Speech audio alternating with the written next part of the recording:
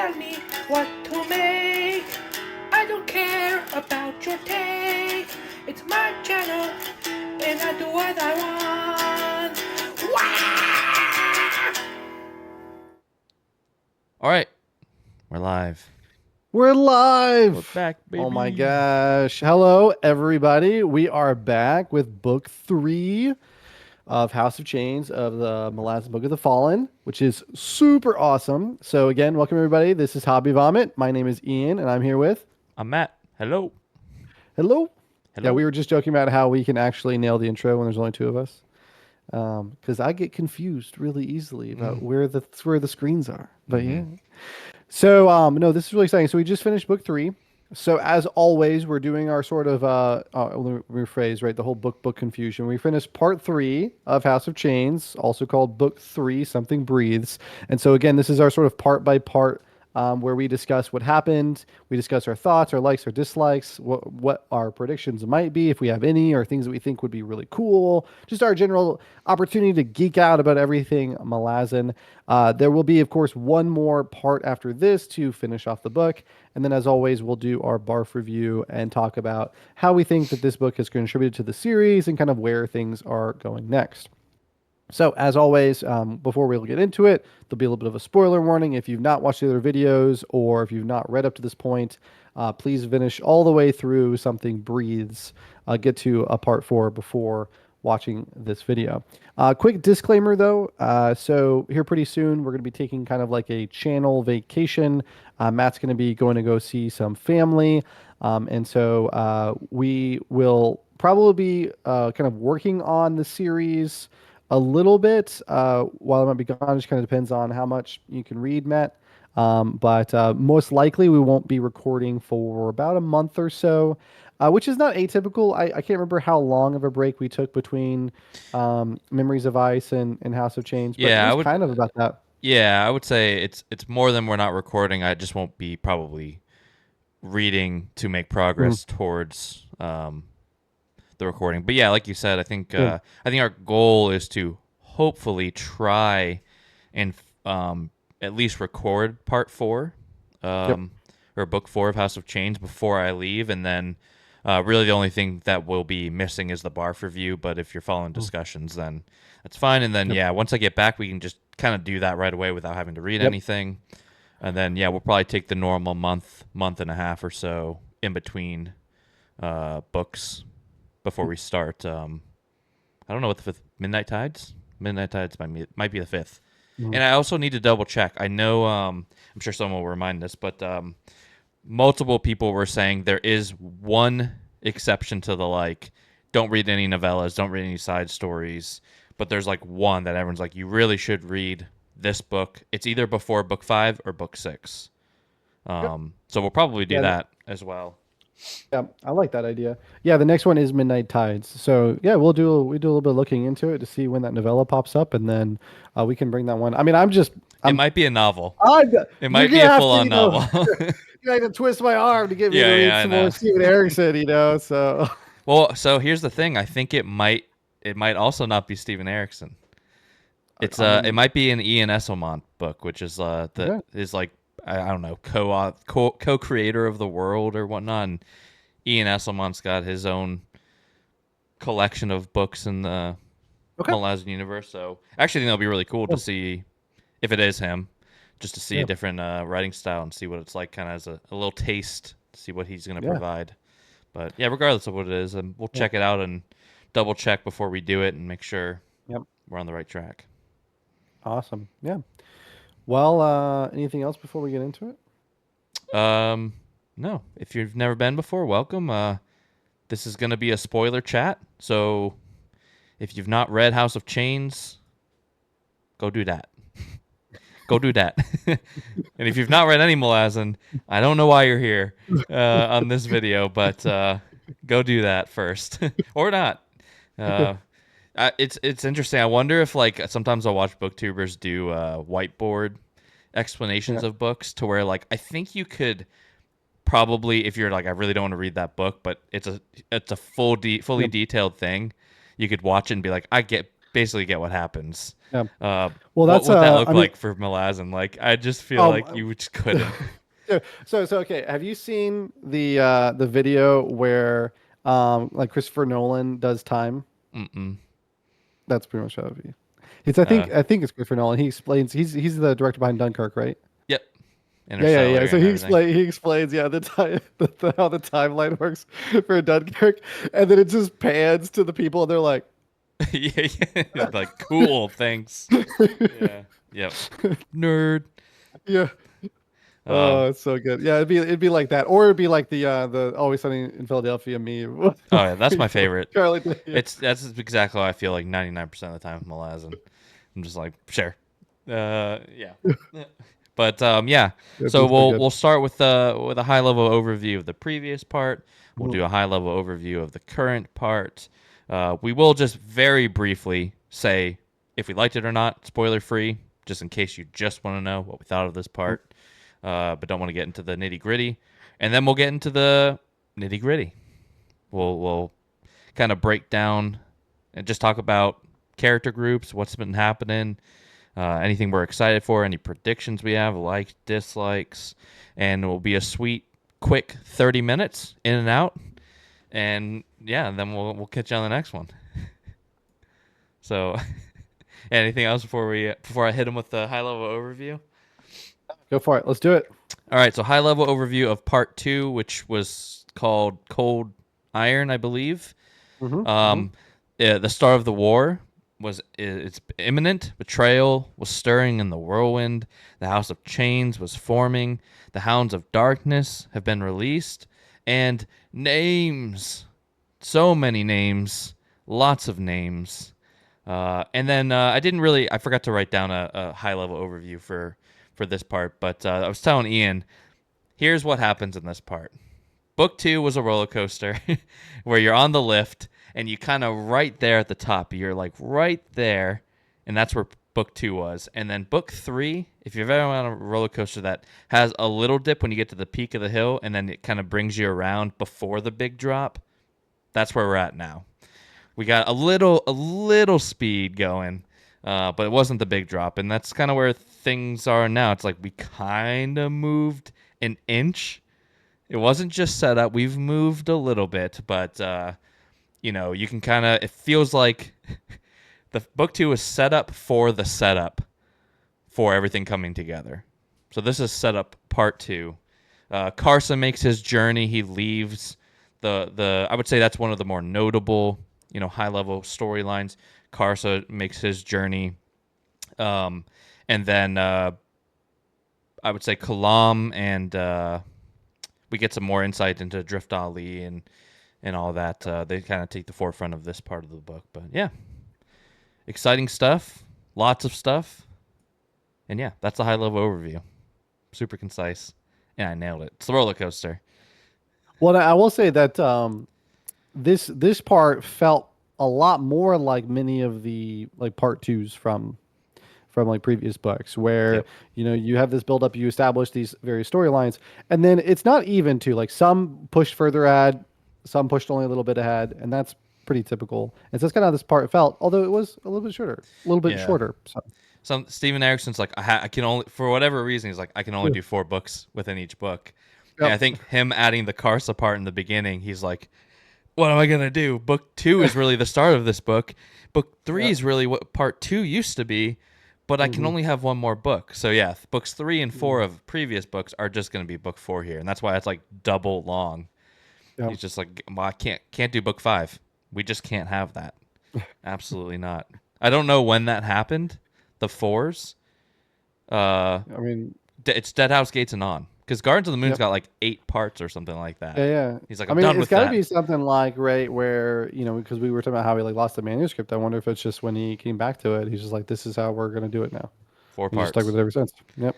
7, too many. Mhm. 3, too many. I mean, it's probably not wrong. I mean, the 4 parts is nice. So. It is nice consistency, especially for the videos. Yeah, it's great. All right, yeah. So spoiler free, just real quick, what'd you think? I really liked it overall. There are some parts of it that can be a little bit challenging. just in terms of, things are not, this is, I mean, been true for a lot of Malazan books. Things are not always going to work out the way you expect or the way that you want. But overall, this was a really, really cool part, getting to see these various characters on their journeys and feel like they're making really tangible progress towards their goals and their own character development. And there was a lot of like really fun interactions. I like the way that Steven Erickson will sometimes bring characters together. Like when I was growing up, my dad really liked a lot of like the Coen Brothers films. Hmm. And there were definitely like a lot of times in those films where it's like many different characters really building up and there's like big clash, right? And it's just like mayhem and chaos and things like that. And so I like how Steven Erickson just sort of like he doesn't really do that. He just sort of like people cross paths. And it's just like it's really cool when it happens. Yeah. I feel like this part for me, I also really liked it. I thought it was great. Mhm. This part for me was a lot of like, that meme of Leonardo DiCaprio sitting in the chair and like pointing, Mhm. like he recognizes stuff. That was this part Mhm. for me. There's a lot of like, especially with like the history of the Talani Moss and the Jagged, things we've seen in previous books. A lot of things where I was like, oh, I know what that is. I know what that Yep. is. And they're all talking like they don't maybe either they already know and so they're not going to go into Yep. detail, or there are things that some groups of characters might not know Yeah. and are like, I know. I know, and that's cool. So yeah, it was Yeah. cool. This was really kind of like the perfect blend of like if he never wrote part one as just Karsa, and instead Karsa was always just kind of integrated as a POV. That's kind of what this felt like. He's just one of the parts, still feels natural.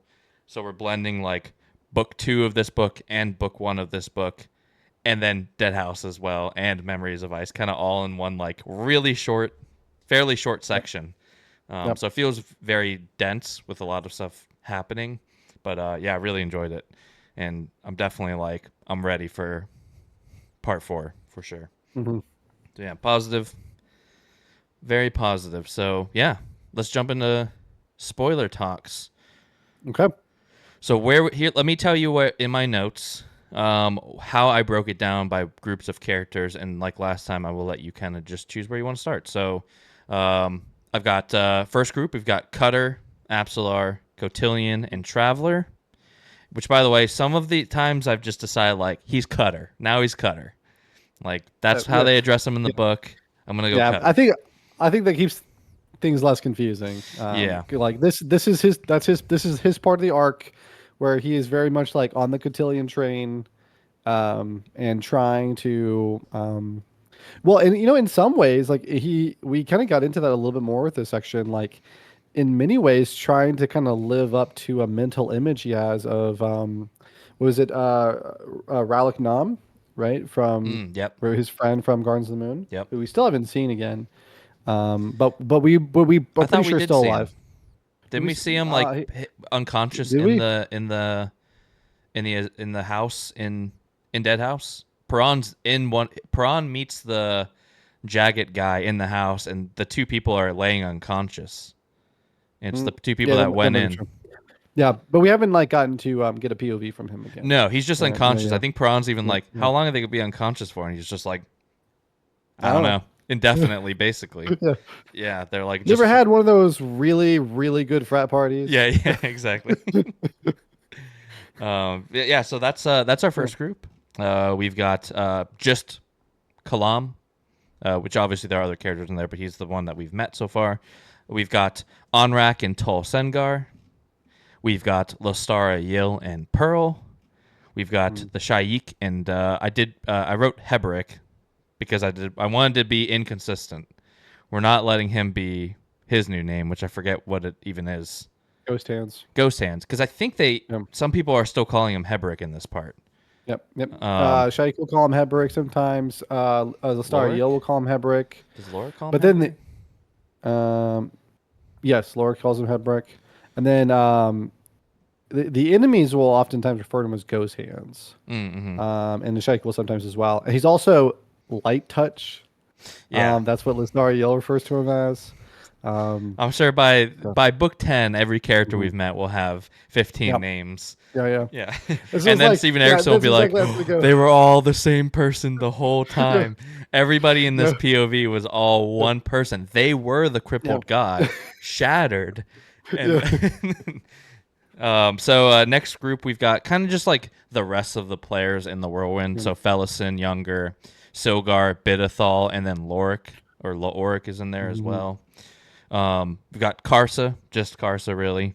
Yep. We've got, I think the last group is Strings, Tavor, Gamut, Gaul, / just the Malazan army. Yep.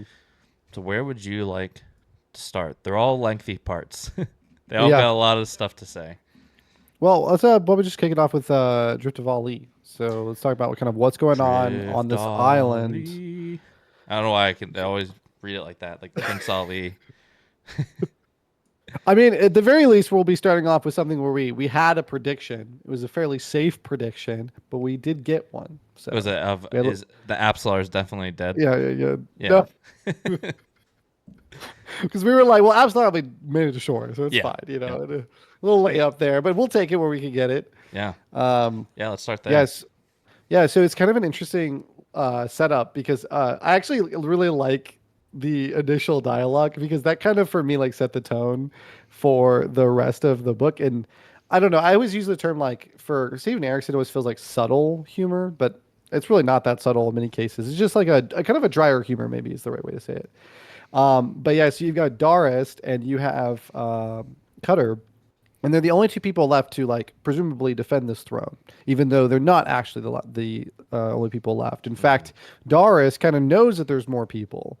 He doesn't know about Absalar, but we will come to find out that he actually does know that there's other Tista Andy on the island who are in hiding by his own orders. And then there's also Malazans who have washed up ashore after a naval battle with the Tista Eater, who are currently assaulting the island in order to claim the throne. And there used to be more Tista Andy, but the Tista Eater have killed them through the ongoing battles. And the Malazan forces are more of just like sort of coincidentally there, so we're to assume. Yep. We'll see if that's actually true. But so we're to assume at this point. And so we have this kind of funny thing where, Darius like rescues Cutter in the last one, and then in this one he's like, well, I guess you're conscripted. You're gonna come help me. We're gonna go fight these two-seater. And he's like putting on his armor. He's like pulling out this awesome sword. Yep. Now when he was like, it was made by another, but he found a sword more fitting. Were you immediately like, it's Rake? Yeah. Immediately. Yeah. You're like, oh, okay. Yeah. Because we And he also was know like- that like Rake was the one that like had them put Yep. station there to Yep. protect. Yeah, for sure. But still, that's kind of. So we find out Darist is Animator Rake's brother. It's his younger brother, and it's like that's kind of crazy. Like he's got his younger brother just holed up there on the island, who has gotten a little bit bitter about it. Change the name of the sword. Yeah, he changed the name of the sword. He's which is like it comes off him being so like. I mean, I would say emo, but that's kind of what it feels like. It's like this sword used to be named Vengeance. He's like, oh, what's it? He's like, oh, that's a really cool name. He's like, I changed it. Grief. It's Grief. Yeah, probably there isn't just one path to get on the island. He's just being really dramatic. He's like, Absalar's dead, dude. Yeah. She's dead. Everyone you cared about in your life, dead. They'll just Dead. abandon you and leave you to watch something, and they're dead. Cutter's like, He's all right, buddy. Yeah, we're gonna go fight this Tista Eater. Are you any good with those knives? He's like, I'm pretty good. Nah, it doesn't matter anyway. We're dead. Nothing matters. Yeah. He's like, why are you here? It doesn't matter. You're now gonna find yourself the other side of Hood's gate. Like, it's okay. Yeah. And then he like pulls out the blaze. Like, that sword's awesome. He's like, yeah, in the right hands, it's unstoppable. Unfortunately, I'm not that person. Yeah. Which is, And imagine being Rake. You'd be like, vengeance is not cool enough of a sword for me. I found a better one. Like vengeance as a sword, and you're just like not good enough. yeah. I mean, we've seen Dragnipur, so it makes sense. But I imagine vengeance will be pretty badass as we see it, as we continue to see it. The thing is like, I mean, it's classic fantasy because like vengeance is like that S tier sword, but Dragnipur is like that one that you spend like 60 hours grinding for, right? So it's that unique one of a kind. Yep. If if Malazan had a gotcha system, then Animatorake would be the big spender for Yeah. sure.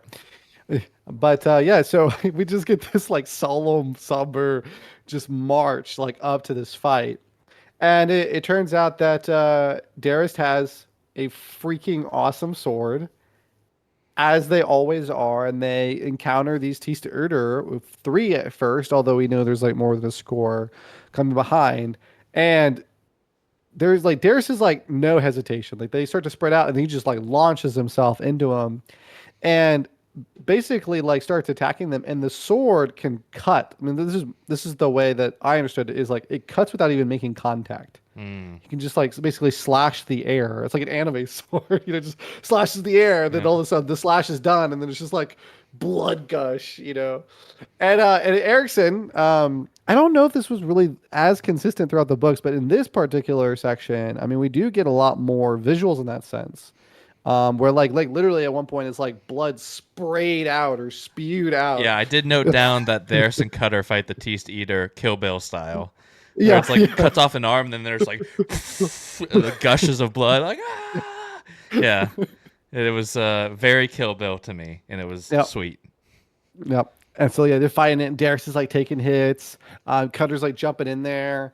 And it was actually really cool. Like I loved like how he's like throwing his knives to get shields up, and then like he's like at one point he like dives out of the shields, like trying to like cut Yeah, around over it. it. Yeah, yeah. Yeah, yeah. And like sure enough, like Cutter gets a bit beat up. He takes a shield hit, and then I mean again, talking about the different races, like Tista Eater are like Tista Andy. They're really freaking strong.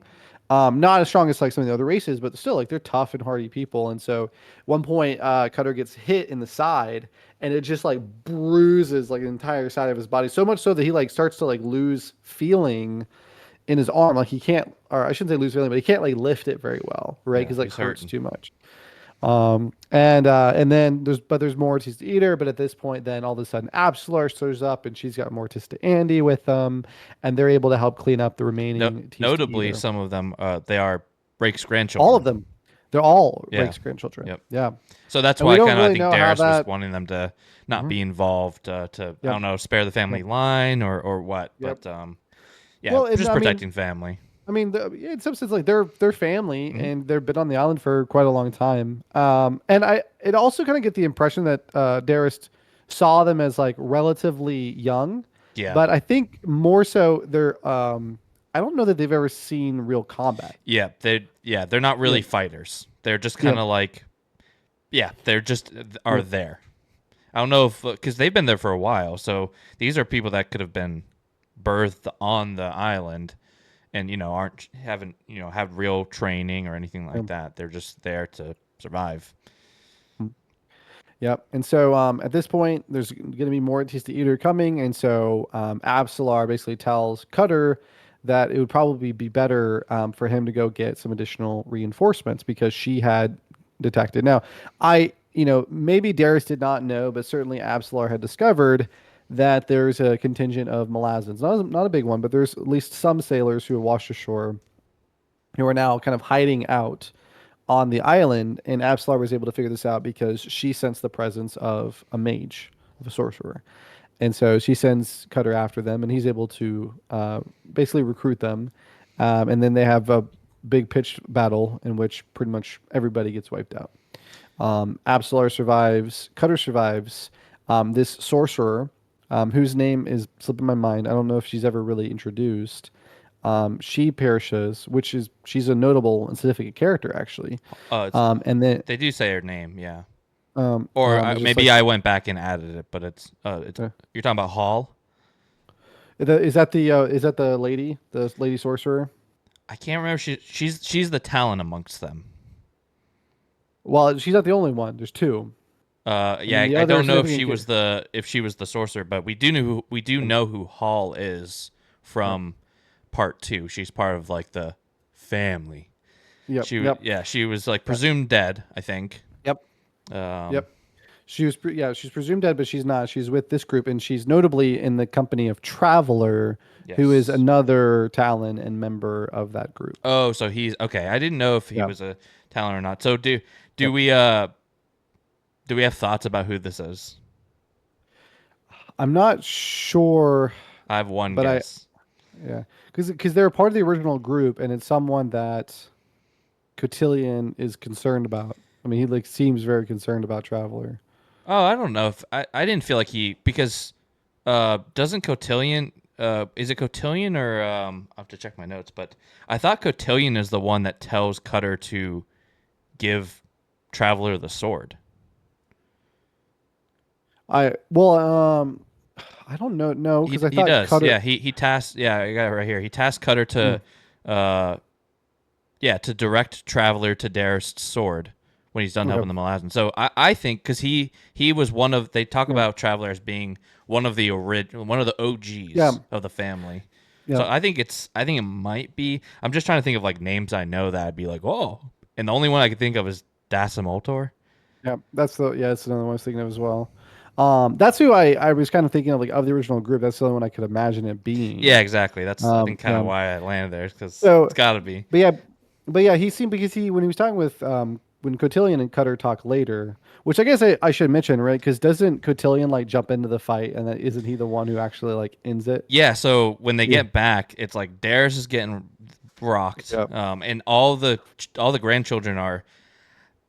I think it says like unconscious, but like maybe dead. We never really get any resolution there. Probably just unconscious, Yeah. and because we'll cut back to Traveler there. But Cutter notably says that I thought this was going to be like we're saving this, but he's Yeah. just like I summon you, Blind. Like he immediately Yeah. summons Blind, who shows up badass, and then one of the TC just says something to him, and he just immediately starts cowering. Then Cotillion shows up, and he's pissed. He's like, "Blind, get out of here! You suck!" Like he's disappointed in his own dog, and then he just goes to town on the T-Steeder, and it's awesome. And then so he then he tells so I wonder if you maybe where you're thinking is because at one point he then tasks Cutter and Apsalar to go hunt down the like master of the Talon. Yes. 'Cause- Yes. And so so because I was under the impression that Traveler is a Talon, which is maybe more appropriate to say he's a member of that original group, and Yeah. I think that the thing is that Cotillion doesn't. I don't think he really talks very much with Traveler, and I think that He is doesn't actually almost at something. all, Yeah, I and think. and I think that's what I'm trying to get at was like he notices the body of the female sorcerer of Hall, and he like grieves because he's like she was a friend, right? Yeah, And so him and Shadowthrone talk about it. Yep. And how But he doesn't reach out back to Traveler, No. right? Even though they have that. I don't same think kind they of ever thing. see each other or ever know. Cotillion knows Traveler's there. I don't think Yep. Traveler knows Cotillion's there. Yep. But And so I think there is like a little bit of like grief in that too. oh yeah, Yeah, and but yeah, the Master of the Talons, which is actually really interesting because of the fact that Cotillion is Dancer's the leader of the Talons. So and we know that Surly, Lysine, who was also part of the original group, like had the Talons eliminated, and so we always sort of assumed that this was because of we want to just clear Kalinved, clear Dancer's allied forces, right? In order to complete this coup against the Empire. But maybe there was something else going on with the Talons, even something that even Cotillion was not happy with. so I'm still there's some aspects of like the story that I still get confused with. Yep. I know that the Talon and the Claw are separate, and a lot of the Talon were like children of Claw. Right? No, No? separate groups. I thought they were. I thought they were. So, oh, maybe so. Wait, but at some point they talk about children, like some Yeah, descendants of somebody. Yeah, so when the Claw assassinated the Talons, the problem was that there were still many Talons who had children, Oh, and so they kind of became Talon, and then basically. became and so that's how Bodden became a Talon. Is that he was his just the son father, of who a was Talon. also Bodden, was a very famous Talon. Okay, and so the Claw are only exclusively Lysine's. Yep. So there weren't even Claw before she. Nope. She Okay. started them as a with oh my gosh, now I'm gonna forget the guy's name who's the leader of the Claw. right? Who basically is the new I Cotillion, like know. is the Yeah, new I'm blanking on dancer, his right? name too, but But those two together, like they run the Claw, and the Claw was raised up as a contingent to specifically eliminate the Talon, and then take over their responsibilities. mhm. And of course, that one of the key responsibilities and like how the Talon originally got formed was that Kellenved's strategy when conquering was always to go after the criminal elements in various cities to basically kind of take out the city from within. Mhm, mhm. And that was like the job of the Talon was like to identify key figures, like recruit the criminal element, assassinate who needs to be assassinated, and just sort of undermine the city's defenses before they even got there to conquer. But But yeah, Dancer was but the we leader of the town. You're saying, right? So yep, now Dancer was there the leader of the is Talon. some other. I mean, I guess Talon Master Yep, might not. That might just be, I don't know, like Jedi Master. You're yep, not the leader of the Jedi. You're just Jedi yep. Master. But I Well, think but we are to we assume they're the yep, person running the Talon right now. yep. Because right, Dancer is dead. Yep. Right. But we know from the previous part that there are Talon that are out there with nobles, helping nobles to secure positions Hmm. by assassinating officers and other things like that that are in their way. And these are somehow affiliated with people like Malik Rel and Corbelow Dom. And so they are a nefarious element, and people like Pearl and Other Claw are aware that there's something going on, but not all of them suspect that it's Talon, although Pearl does. Hmm. And so, we know that right now the Talon, other than Bodin, are a nefarious element. But the fact that Cotillion knows who the Master of the Talon is right now, the acting Master of the Talon, kind of makes me think that well, it's probably somebody who was in the Talon, maybe right when Dancer was still alive as a non-ascendant.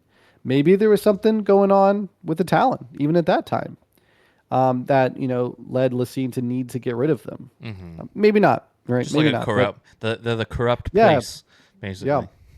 Yeah, maybe there was some. Yeah, maybe something like that was going on. Maybe there were corrupt elements within that, a possible other coup, right? That was brewing or something like that. Yeah. It'd be kind of interesting. I don't know where that's going to go, but yeah, Yeah, I feel like where I'm at now on like the Claw and Talon is kind of where I was at the front end of like as we were just starting to learn about like the Jagat and the Talani yeah, Moss yeah, of like I know there's conflict between them and yeah, their opposing forces, but like I still need more to yeah. really feel grounded there. Um, Mm, so Cotillion also he tells Cutter of Hall, and he mhm. also says that he was the one that made the Talons so incredibly good at hiding. Yep. So he somehow bestowed. I don't know if it seemed to me it was like not just via training. It was like he has Yep. gifted them some kind of. You know what it probably is. Now I'm thinking about it because he gives Hall's Talon necklace to Cutter. It's probably Yep. that.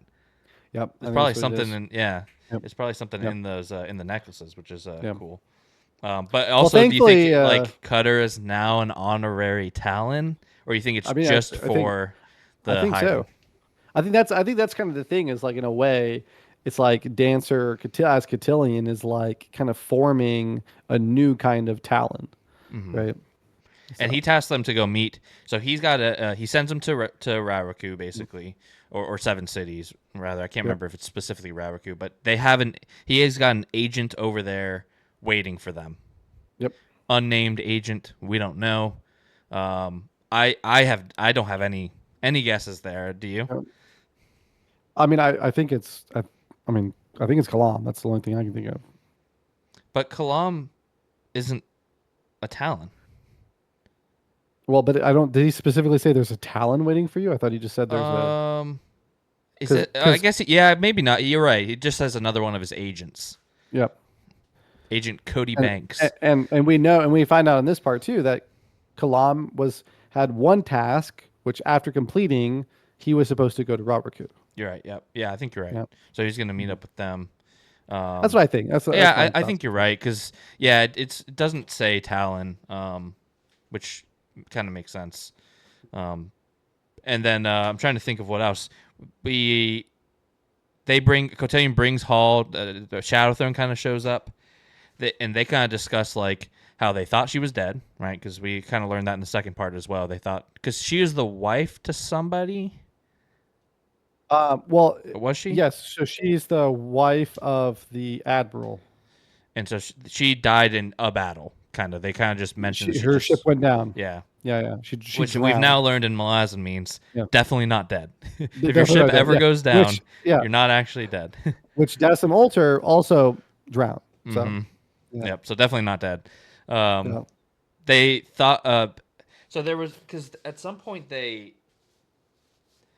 wonder. They say something really specific. I can't remember, but it's something of like they're surprised that she joined. I thought they were surprised that she joined the Talon.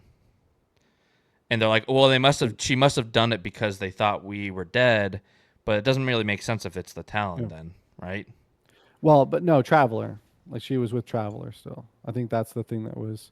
I mean, maybe it was a Talon, maybe not, but They say something uh, about the Talon. I'll let like you the take it fact for a that like second. they're I'll see like if I can yeah, find the it. fact that like they're with like the Malazan contingent and things like that, like presumably if they're trying to hide the fact that they're dead, then they would be flying more into the radar, like hiding out on some island or something is my assumption. Yeah, actually, I'm not But going to be able to find it because I didn't write these down yep, by chapters. yep. I don't remember where this is, but It'd be good to yeah, it'd be good to go they back are on. confused Yeah. about something. Yes. Why she's in either who she's with or what position she's in, and they kind of just think like they talk about it because they're like I thought she Yep. was like a friend, Yep. and they're like well she probably thought we were dead because Yep. we were basically, Yep. Yep. um, so they kind of I don't know. It seems like they're bringing their body back somewhere to maybe give like a proper burial or something like That's kind of that. what it seemed like. Mm-hmm. They are both in agreement that the Talon must fail. That is their goal, their joint goal, which is interesting because we had learned in previous parts that Shadow Throne has his own separate thing going as well, which we get a little more insight into as well because we now learn that he was the one that gifted the diamonds to Cotillion, who then gave those diamonds to Kalam. So there's something with those diamonds, I think, that I don't know. We still don't know exactly what Shadow Throne's own thing is, but they are in agreement that right now their main goal is to take down the leader of the Talon. Yep. Yep. And as they're leaving, as Apsalar and Cutter are leaving, Apsalar's like, let's get out of here. And Cutter, because when Cutter and Cotillion talk, Apsalar is unconscious. He's just kind of carrying her. And Cotillion tasks Cutter with going to Seven Cities to meet, at this point, we think maybe Kalam.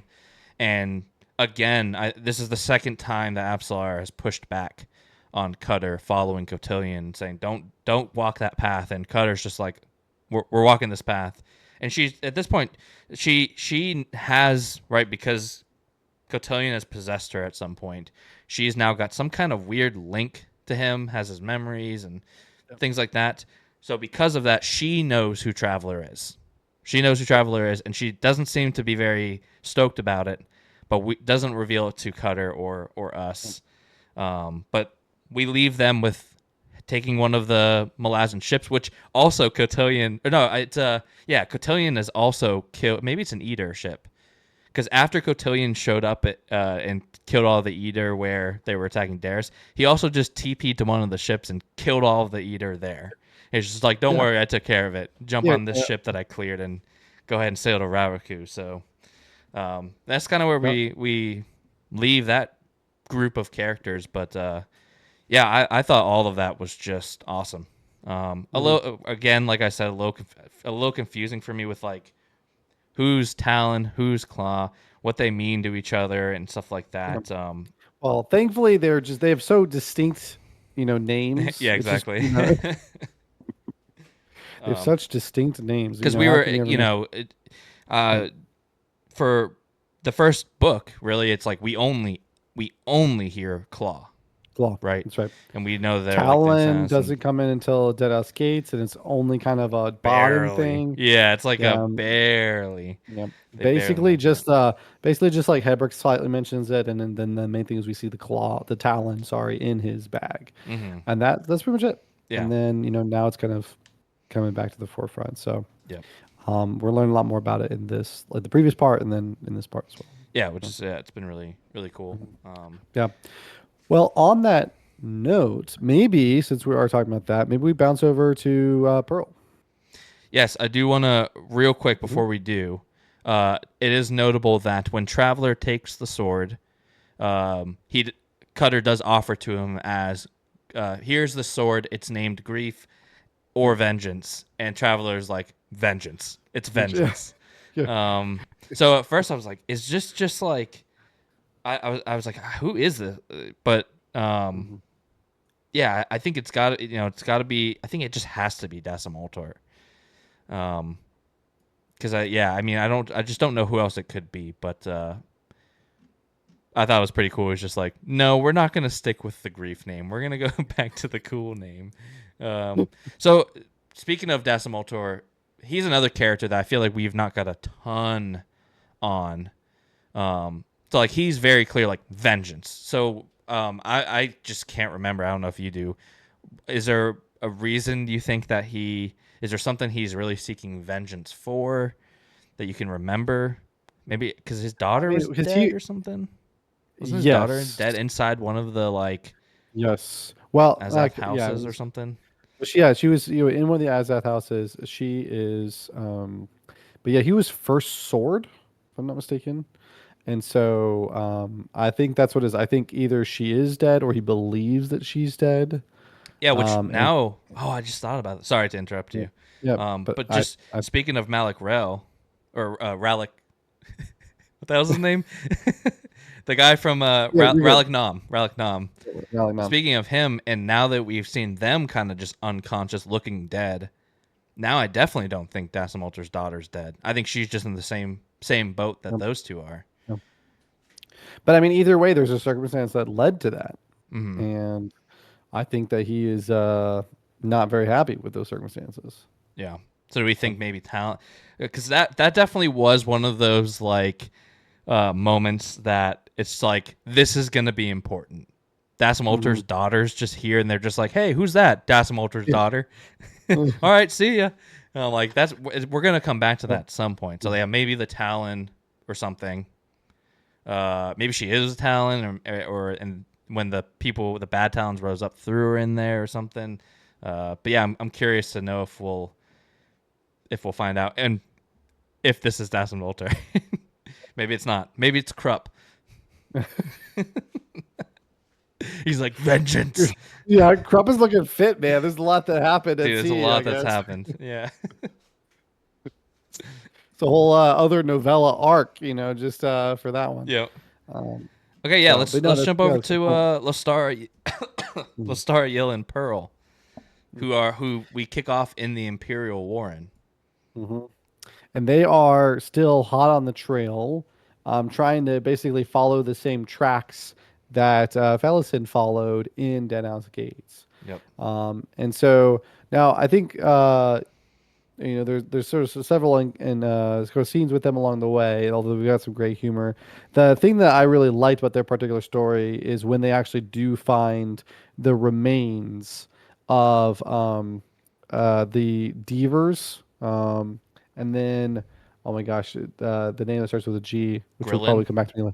Grillin, yeah, the Deavers, Grillin, and the Mage, and then also Culp. Of course Culp, and then Bod. And they even find like some of the undead guys that Grillin was like, had his servants. Yeah, right? like ex Malazan too. I think maybe I can't remember if they were ex Malazan mages or just Malazan, but Malazan people he had turned into servants for him. And so they're kind of on this trail, and I can't remember what all happens before that, other than just sort of the thematic, like finding bones and unsure of where they are. And then there's some they almost like fall off of a cliff face and things like this. How could you forget the gigantic crucified Otatarol dragon? Oh, I was getting to that. Yeah. There's some things that happen, I was getting to that, and like how that happened too. Okay, so yeah, but then like some of the interactions between Lostara and Pearl are absolutely phenomenal, and I love their dialogue. It's very Whatever. like buddy cop kind of. Yeah, I know exactly. It's exactly like that because like Pearl is just like every single time he gets asked a question, he's just like long answer for it, and she's just like, "You're just like full of shit. Like, Yeah. why are you lying about this?" He's like, "I'm not lying. I'm speculating." He's like, "If you don't know something, just say you don't know." He's like, "How can I attract the opposite sex if you think I don't know anything?" She's like, "Are you trying to attract me?" And he's like, "Well, I mean, I'm just talking generally, Yeah. you know." And he's like looking at her, and then all of a sudden, at one point, they're like, she's like hanging off of the cliff face, like trying to get in, and then they like are like moving through the Warren, and Lone Star is like, "How much longer is this gonna be?" And he's like, "I don't know." She's like, "You can't say that. Like, you could have just at least like told me Yeah, something." exactly. It's exactly, yeah, it's so funny. And it's all, yeah, it feels natural, but it's like a callback to a joke within like 2 paragraphs, but it Yeah, just yeah, feels so natural and right, yeah, yeah, right on the nose, but it works. yep. It's so good. Mm-hmm. Yeah. So they're but I so I wanted to talk with Bodden before we go to the Ototorol Dragon because it's very I have there's a lot of significance there, and I have yeah, like a very big burning question because of that whole yes, interaction. yep, yep. Did you have something else you wanted to mention I there? was just gonna say that the Imperial Warren, I think you'll probably remember because it's just this is just another thing that like now that we're deeper, Yep. um, like when we first are introduced to the Imperial Warren in Gardens of the Moon, it's like they're walking through it. There's a lot of ash, and there are also things like off of the path that you don't want to stray from the path, and that's all we know. But now we know like warrens can be abandoned and then taken over. So this is the Imperial Warren. Do we know like what it used? We still don't know, right? Okay, I'm just making sure I didn't miss anything. This is just some warren full of ash, and now also full of dragons, I guess. But yeah, let's talk about Let's go. Let's jump to Bod, and we'll go back to the dragon stuff. So yeah, so the notable thing with Bodden, of course, was that in the nascent Warren, we had this dragon, and that's how they essentially get out is like by basically kind of like following in the dragon's wake, and then, but this dragon was like a bronzed dragon, I think, if I remember correctly, and it ends up like breathing fire over the Solanda, and then they have to like abandon, and so you got Stormy, and you got Truth, and you got Gessler, they get hit, and you got Bodden who gets hit, and then their bodies go bronze. And they start taking on, they're hardier, they're stronger. And then all of a sudden, we encounter this Otatarol dragon, which is crazy to think about. But because, like, for all of our encounters with Otatarol, we don't really know where it comes from. And we know that it's sort of a bane to magic.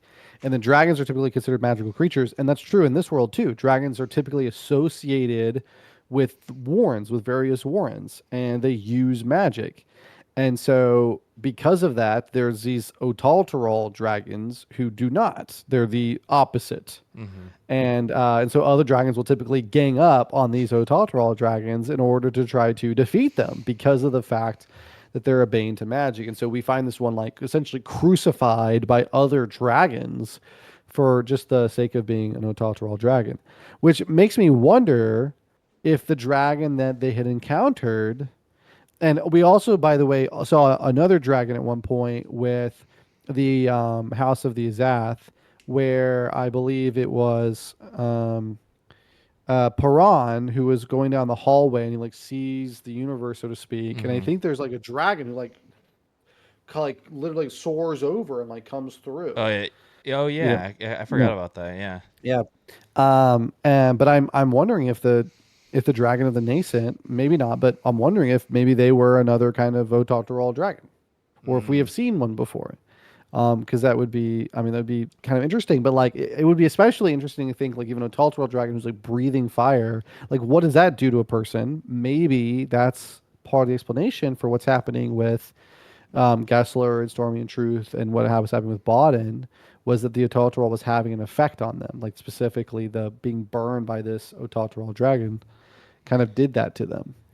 I have a Yeah. theory. Hmm. I think that the Warren that they were traveling through on the Solanda, or the dragon that is in it, is actually from the light Andy I can't remember what they're called. The Leosin, Tis Leosin, whatever their warren is called, Kural Torellin or whatever. Because the Tis Leosin at some point are talking about how they basically are going to hunt down who like took power from their god or something, and they're very close. And this is when they're in Seven Cities, who I think we are going to learn they are hunting Gessler and Stormy and Truth. I think that's who they're going to start hunting. So I think that is our first connection. Like the fire dragon kind of thing is related to the light warren, and it was just traveling through to get to right because it's a soul taken, and it was just going towards the whatever the hell that thing was called. I can't remember anymore. But I do think that. I think we'll find out that I can't remember exactly what they say, but they said something that made me think like, oh, that is Bodden and whatever happened to Bodden and them, where they got bronze and Yep. are on their way to ascendancy. And Yep. I think that's what we're gonna find out. I don't know if you have any kind of connection like that, but I think we're about to start seeing this light.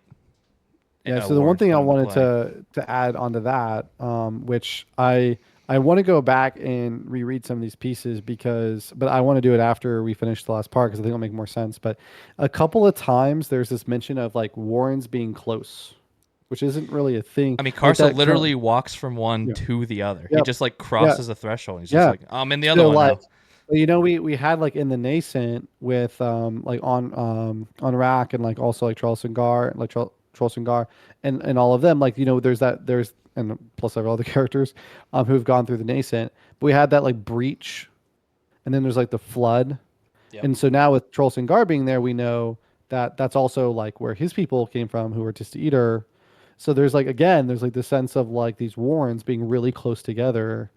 And so it makes you kind of wonder like what other warrens have that kind of property. And it does make me think a lot with the Imperial Warren, if there's something like that going on. Yeah, I'm Or really with, curious like, about for the example, Imperial like Warrens. Dragnapur, because there's like a gate in Dragnapur that's hidden.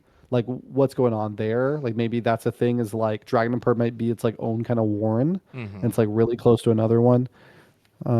So I'm trying yeah. to see if I can find that little. I think I've. Yes. Okay. Here's what the Leosin said. They say, and we'll get into whatever all that's happening with them because there's a lot of shit happening with them too. But basically, they're saying our warren's protected for now, but by our other Leosin. For us, another task, the one we were assigned to complete on this realm somewhere, and they're in Seven Cities at this point. On this realm somewhere, we will find the trespassers, the thieves of the fire. I have quested, and they have never been closer to my senses. They are in this world, and we shall find them. And I think that Gessler, Stormy, and Truth, and Bodden are the takers of the fire, which is within the dragon breathed on them. And whatever, I don't know if it transitioned that power from the Warren or something, but that's what I'm thinking. Because I'm just trying to think of like who else could it be that they're hunting? And I obviously like it wasn't on purpose, but they don't know this, and the Leosin don't know. It sounds like a whole lot. They still think their god's alive and well, So yeah, I think that's going to be a really cool connection if that ends up what's happening. Yeah. And then and there's also this like kind of cool scene where they do stumble upon Bodden and they see this like the way I kind of pictured it was almost like if bronze had been heated, like super heated and then left to cool. Mm-hmm. But it's like in the shape of a person. Yep. And It's like then a husk. and so they find it's like and then like they find it like that's Bodden, and then Pearl's like but he's not there. Like he's like Hood has been here. Yeah, he knows Hood's recruited him. And he hits it and it just collapses in on itself. And which we suspected if it hadn't been officially confirmed, I mean it pretty much confirms it, but yeah, Hood took him to be his mortal sword. Yep. Mm-hmm. And so in between those I'll go back to the in between, but at this point Lestar Yill is like something's not right because I followed Kalam. I was, in Deadhouse Yep, Gates. and that's actually right after the whole Bodden. Exactly. Yeah. She's like, Yep. these bodies, none of this was here before when I came along this path. And so I'm pretty sure Felison went to the whirlwind. Basically, I don't know if she suspects that she has become Shaik or anything, but I think they just No, I are think like, so. we're pretty sure that's where they went. And that's exactly where then now they start heading to Raraku, to the whirlwind as well. Yep. But kind of in between, so they find this like Otatoro dragon, which yeah, I'm just curious about dragons in general now. Like, does each how many dragons are there? Because we've not seen a ton. Is there like one per warren? That's where I feel like I'm at right now. Like, there's one per warren, and the ones from the other warrens chained up this Otatoro dragon, and that's why this Imperial Warren is like dead. It's just ash and stuff because this Otatoro Warren is there, so it can't come around to the other Warrens or something. I don't know, but I thought that would be kind of a cool idea. But after that, they kind of go into this like I think they do cross into another Warren. They see like a pillar with all the names, a bunch of names on it. I don't know exactly what those names are.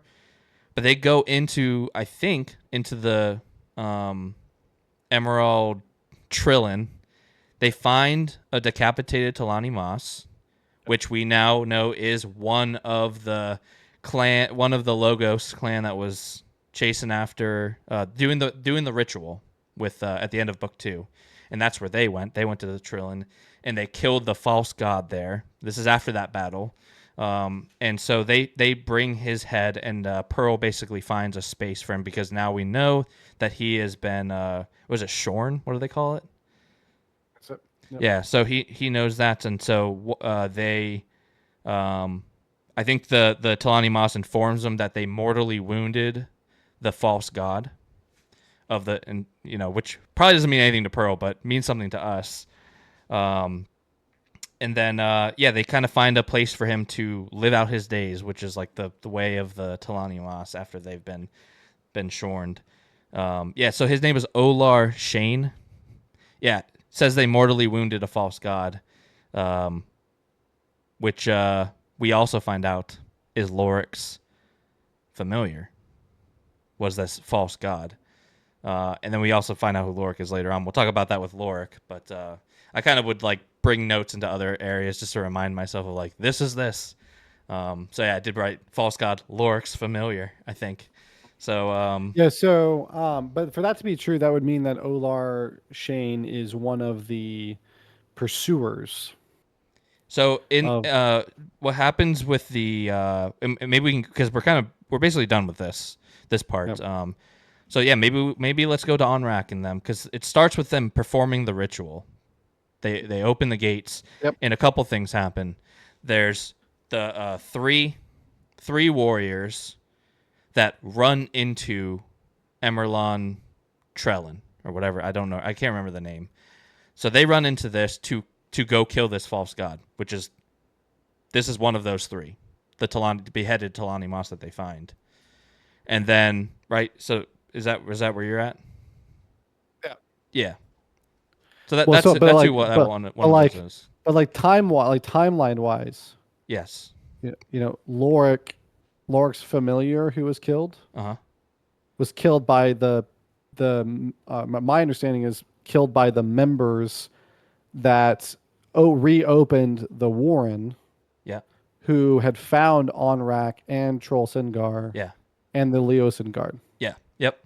But they weren't a part of Onrak's original crew. No. Oh yeah, yeah. Yeah, They were the ones yeah. that were like hunt. Yeah, wasn't Onrak like the last guy? He was like the last one. Last survivor. And so that would mean that Olar Shane was like one of the. That's the thing I didn't really get. It was like, so he would have to be one of the members of that crew with the Bonecaster who met on the Solanda with our with Stormy and Truth and all of them, like Because he they're had to be one pursuing of the those. renegades. Yep, as they're well, pursuing the yeah. renegades, and going after the false god is an opportunity that they took advantage of. Yeah. So because they need the Leosin Guard in order to actually be able to get into that warren. Mm-hmm. So Yep. So just super interesting timeline stuff where we never see that fight between these three, Talani Moss and this false god, kind of like guarding parts of that warren. But Curald Thrillin is what it's called. Not Emerlon. It's Curald Emerlon is the other one, the fractured one. But Curald Thrillin. So yeah, the three non-Bonecaster Emos go down there, and then Onrak is like basically like, I'm Shorn, Trull. Yep.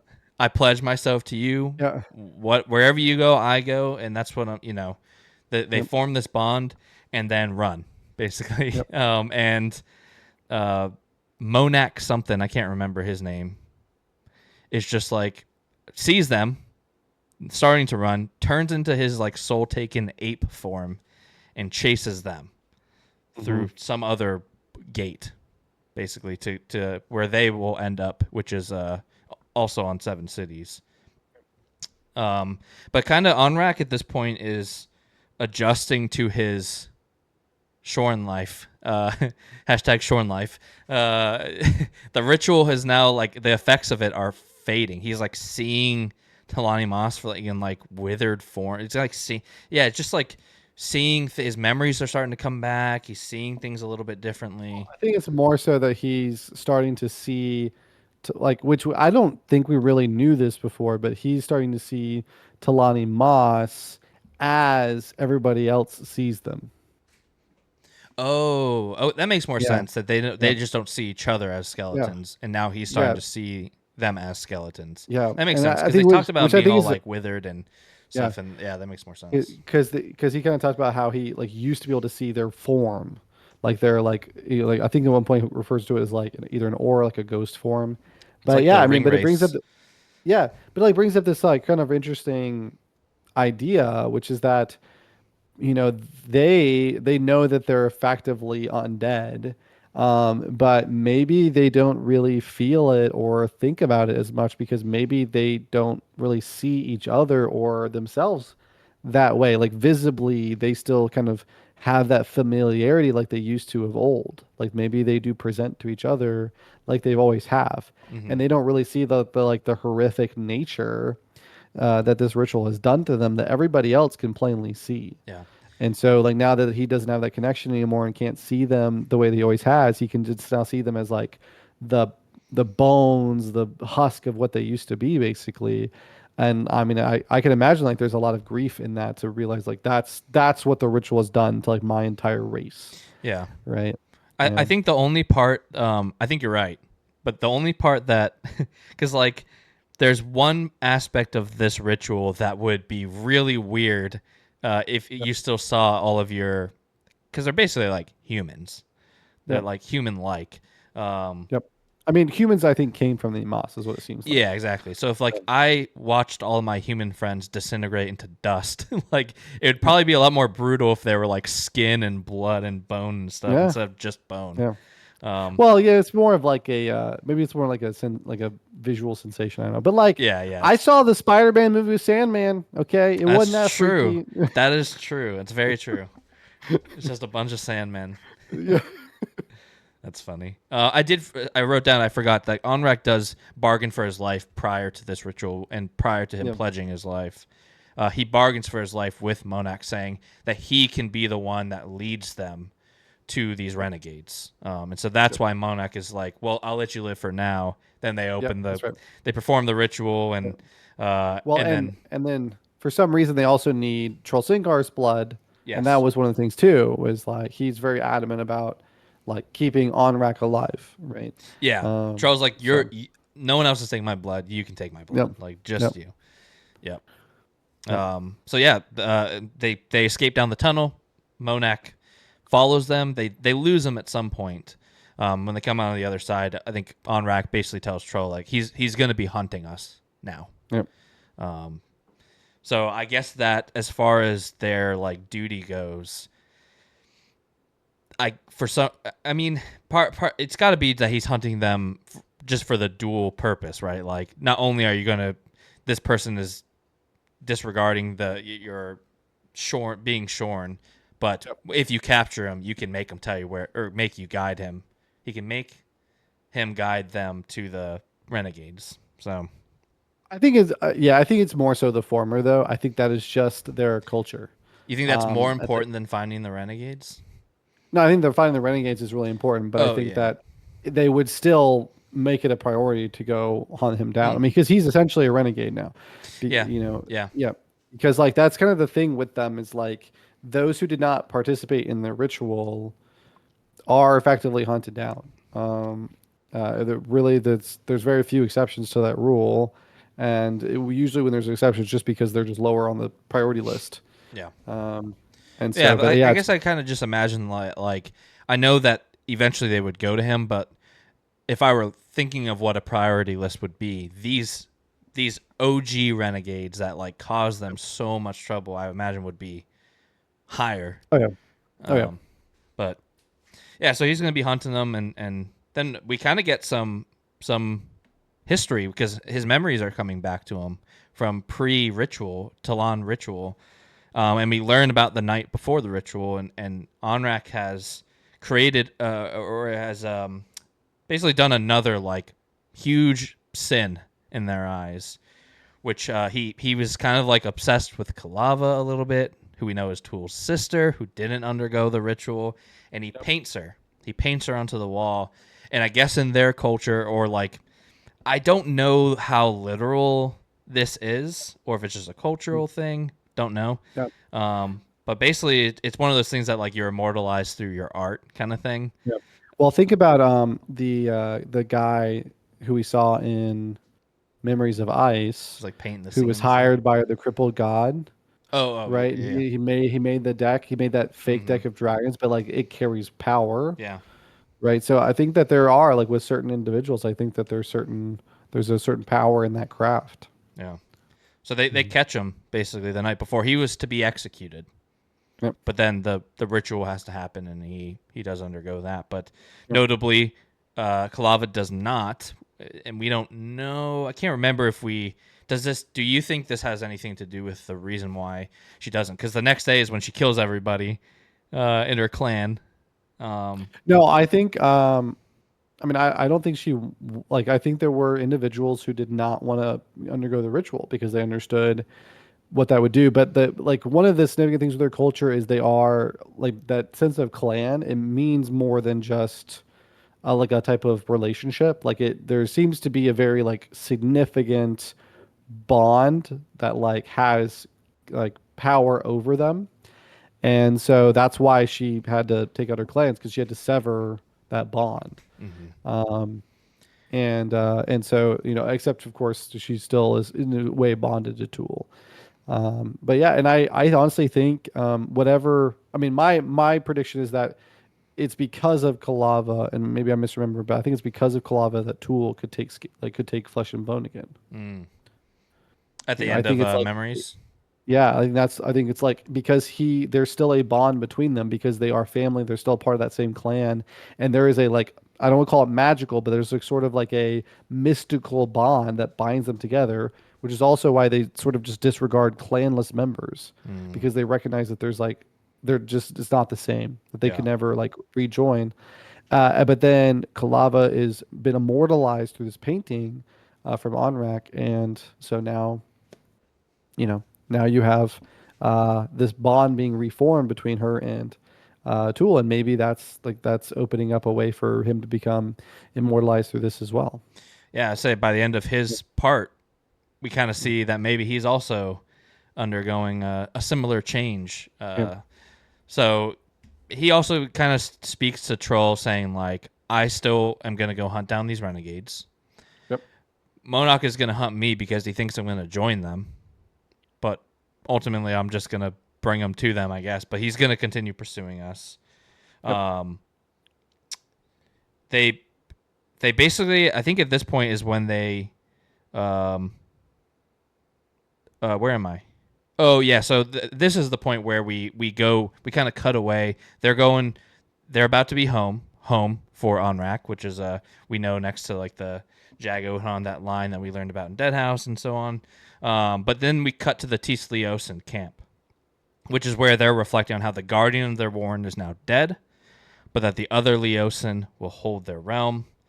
and that they are going to meet an old friend of theirs, Icarium, to determine who took the fire from their warren, which is really...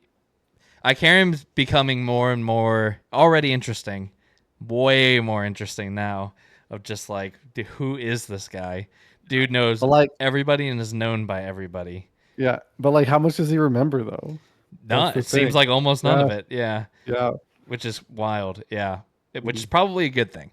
Seems like him not remembering is a good thing, because it doesn't seem like the best of guys. Maybe. Yeah, but then we cut back to Troll and Onrak, and they basically make it to the cave where as Karsa's leaving him. We'll talk about Karsa.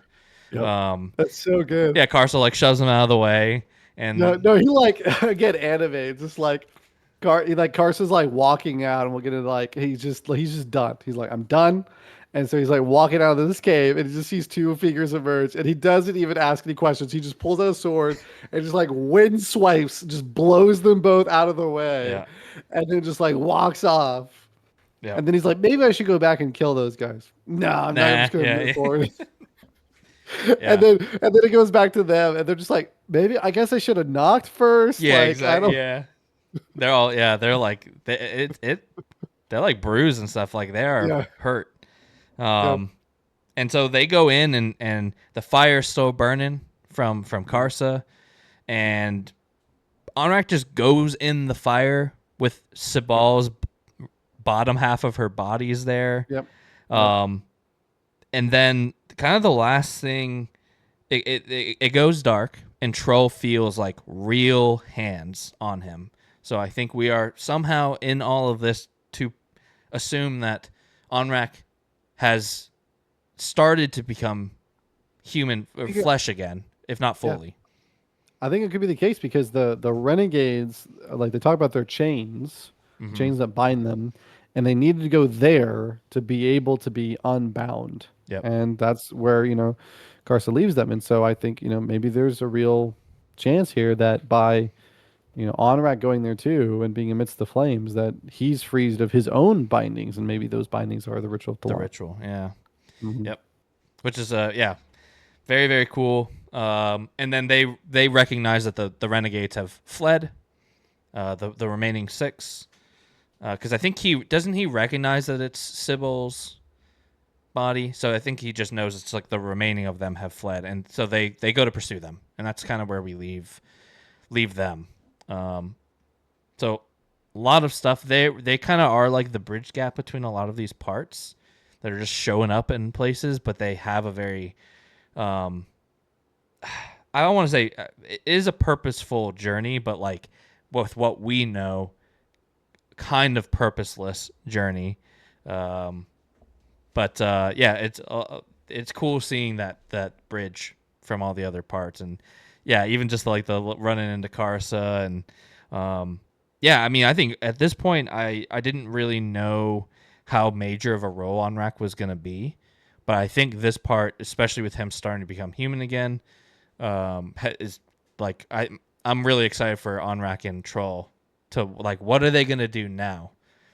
Because it seems like they are just going to go hunt the renegades, but then what? I mean, it really is like all of these things are about to converge. Go find Kalava, restart the Amos, Well, Kalava may or may not have come to him in the night at one point before the ritual. Was it in his head? Was it not? Because he is a married man. Yeah. But he thinks that she may have come, and he knows it wasn't his wife that he had relations with. And so he thinks that may have been her. I don't really know. I can't tell if he's like clouded by his like, is this a real thing, or is he just like obsessed with her? Like, is he just like a creep? I mean, he drew her like one of the French girls, so he did. He did. It can't resist that. You can't resist it. But any other thoughts about this part?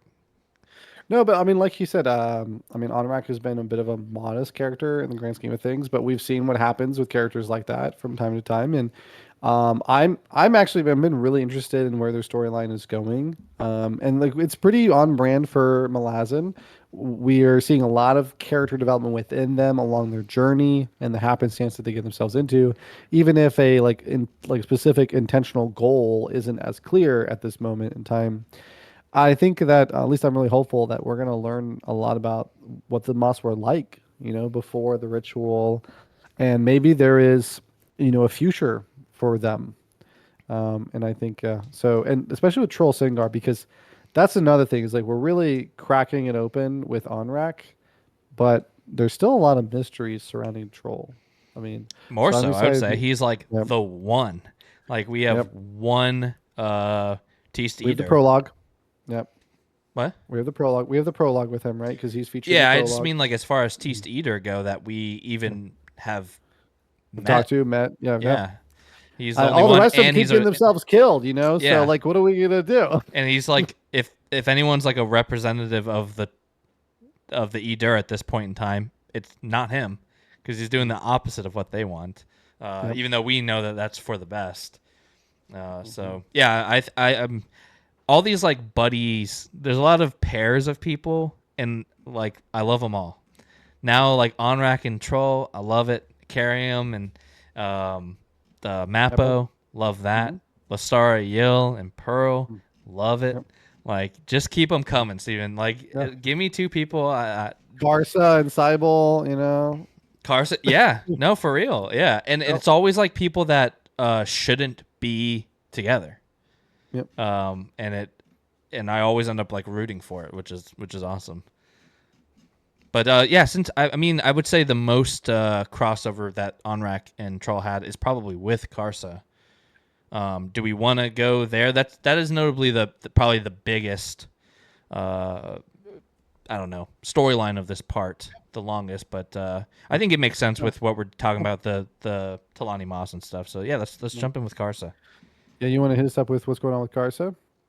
Yeah, he leaves. He leaves the whirlwind basically and starts heading west and is being pursued by wolves, which we find out later is Rylanderus, the Deavers, who warns him. Pretty sure that was a name that was mentioned in Deadhouse Gates. It was, yes. Yep. Yep. I think it's like the very first people that Mappo and Icarium talk to, and we don't even know what a Deavers is yet. But I do remember the wolves, and they're talking to him, or they're hunting him. I can't remember if they actually speak to him. Maybe at some point, but yeah, Karsa's like earned his respect because he's like traveling as fast as a wolf. As just running, basically. He doesn't tire or anything. But he warns them that he's about to cross these two travelers. He's about to approach these two travelers, and if he does, the world will regret it. And Karsa's like, oh, wow. All right, I think we'll go meet them. And they immediately goes to meet them because Karsa, he doesn't care. And he meets Mappo and Icarium. We're back, baby. We're back. Which is a fun interaction. Icarium's digging for something. Mappo's cooking a nice meal. It's like it's one of those things that like you could see Karsa like kind of sneaking out of the woods, and Mappo's like got his back to him. He's like, "Why don't you come join me for lunch?" Karsa's like, "Okay." They eat some lunch together. And the way I pictured it, which I don't know, I don't know that it's really said so much like what Icarium's doing, but the way I kind of pictured is like Mappo and like Karsa like talking up, and then I think like Icarium's just like in the back, like a little bit further off, and he's just like basically digging like a shithole. we do find out what he was digging for, and it is yeah. actually a That's the way I pictured it shithole. first. No, I'm just kidding. Yeah, But that's like what I was like picturing at first, and so it's just like. yeah, that's it fun. was fun. It's just a fun little like interaction between all of them where they're not like really antagonistic, but it's also kind of ambiguous at the same time, and then it gets a lot more antagonistic. Yeah, Mappo is like, we know who you are, and Karsa doesn't like that for some reason. And then he's just like, I'm gonna fight you, and I'm gonna not fight you. I'm gonna fight Icarium. Yeah. And so he pulls out his sword, and Icarium then just breaks it, which is pretty uncommon, right? Not really supposed to happen. But obviously, we know Icarium. Yeah. Well, I would say sort of uncommon. So I think it is a shock to, certainly a shock to Karsa, but also keep in mind too, this is not Karsa like the weaponry that Karsa grew up with.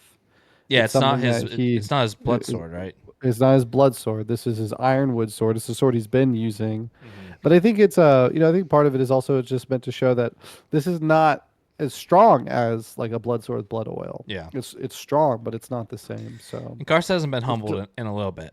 He was starting to yeah rise up again, and Yep. he needed to get a little humbling. But Yep. but then Karsa knocks out Icarium.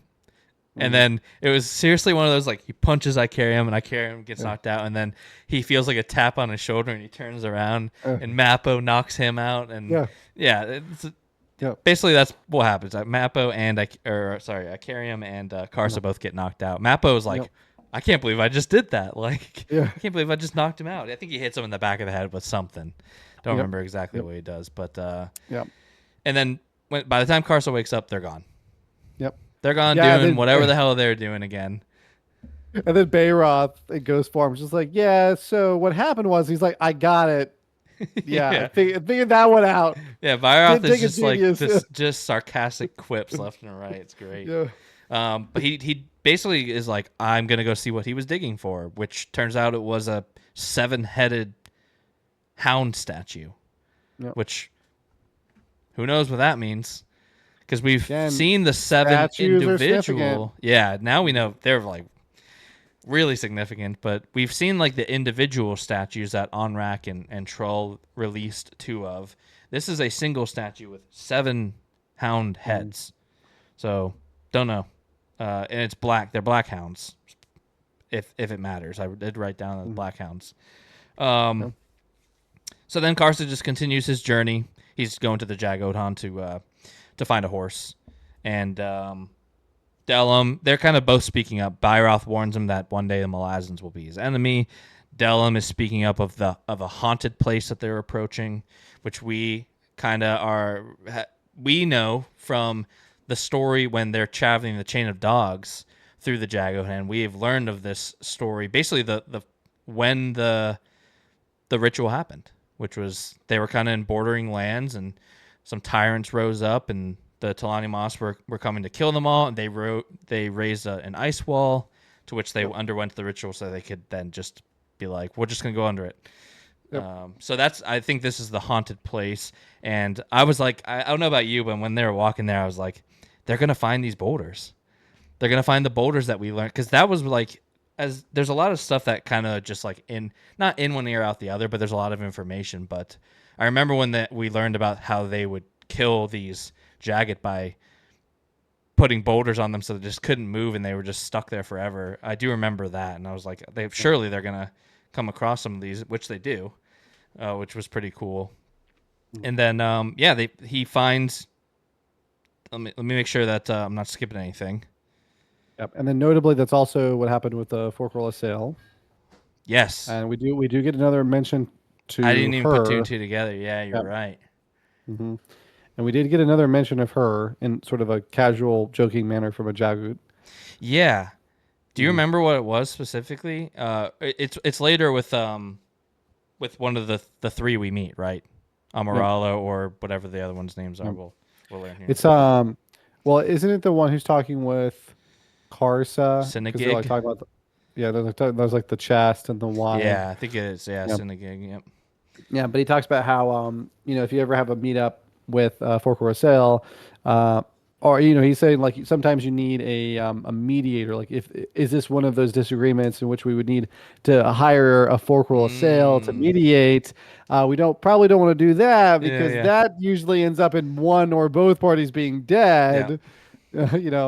And the Forkrolla Sail being the reason for that, and Yep. so.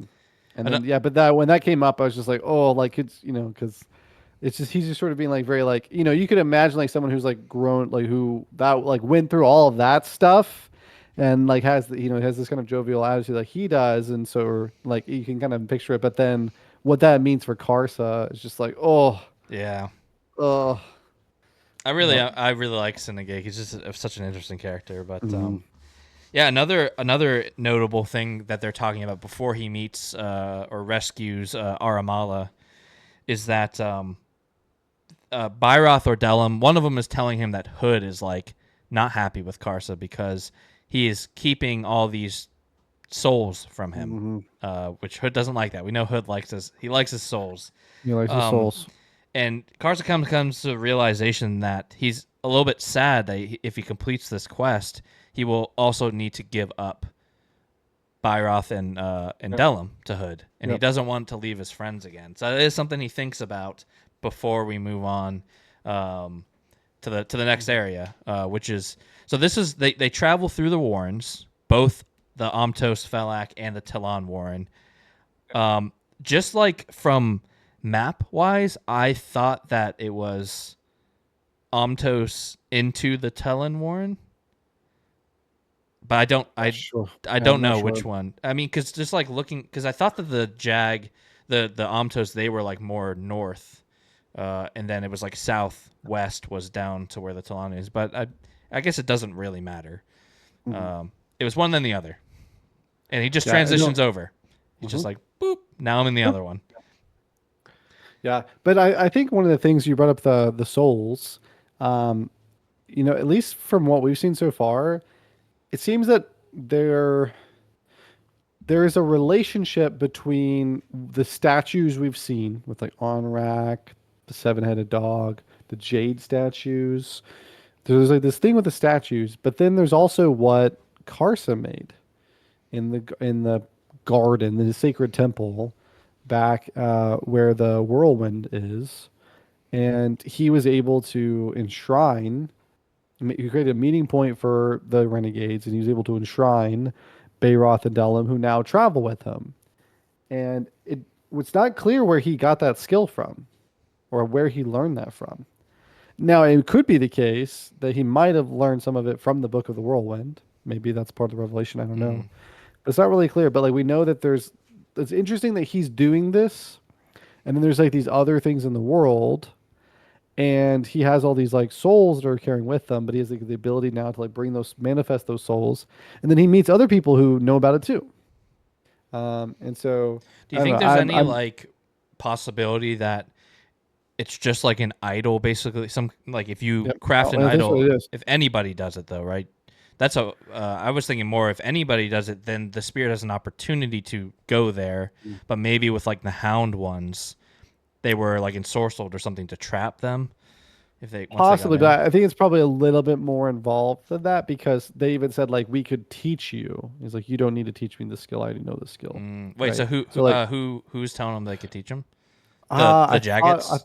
I thought it was I thought it was because I thought that conversation came up while they were like he was like feeding like the meat to the tree. Yeah. Nice. Yeah. So, I didn't even think. I kind of didn't even put. To make the connections of like all these statues all like holding souls, but there's a lot of that's happening now. Yeah, but I'm just wondering now if like Karsa is going to be the vehicle for us to learn more about that in the world because it's not at all clear like where he developed that skill. So they come across the field of boulders with the basically alive creatures underneath them still, and he's just like, nah. They just move on. he's not rescuing nobody today, not them. They find a bunch of dead Talani moss, like just on the ground, and enter a home where a Jagged is pinned down, in a circle with a boulder and everything, and basically she talks to him, and she tells Karsa what the Talani moss did. Basically with the ritual and everything. And we also find out that she destroyed a scouting party of 7 Logos, she says, but one escaped to bring back the army. So I am a little confused here.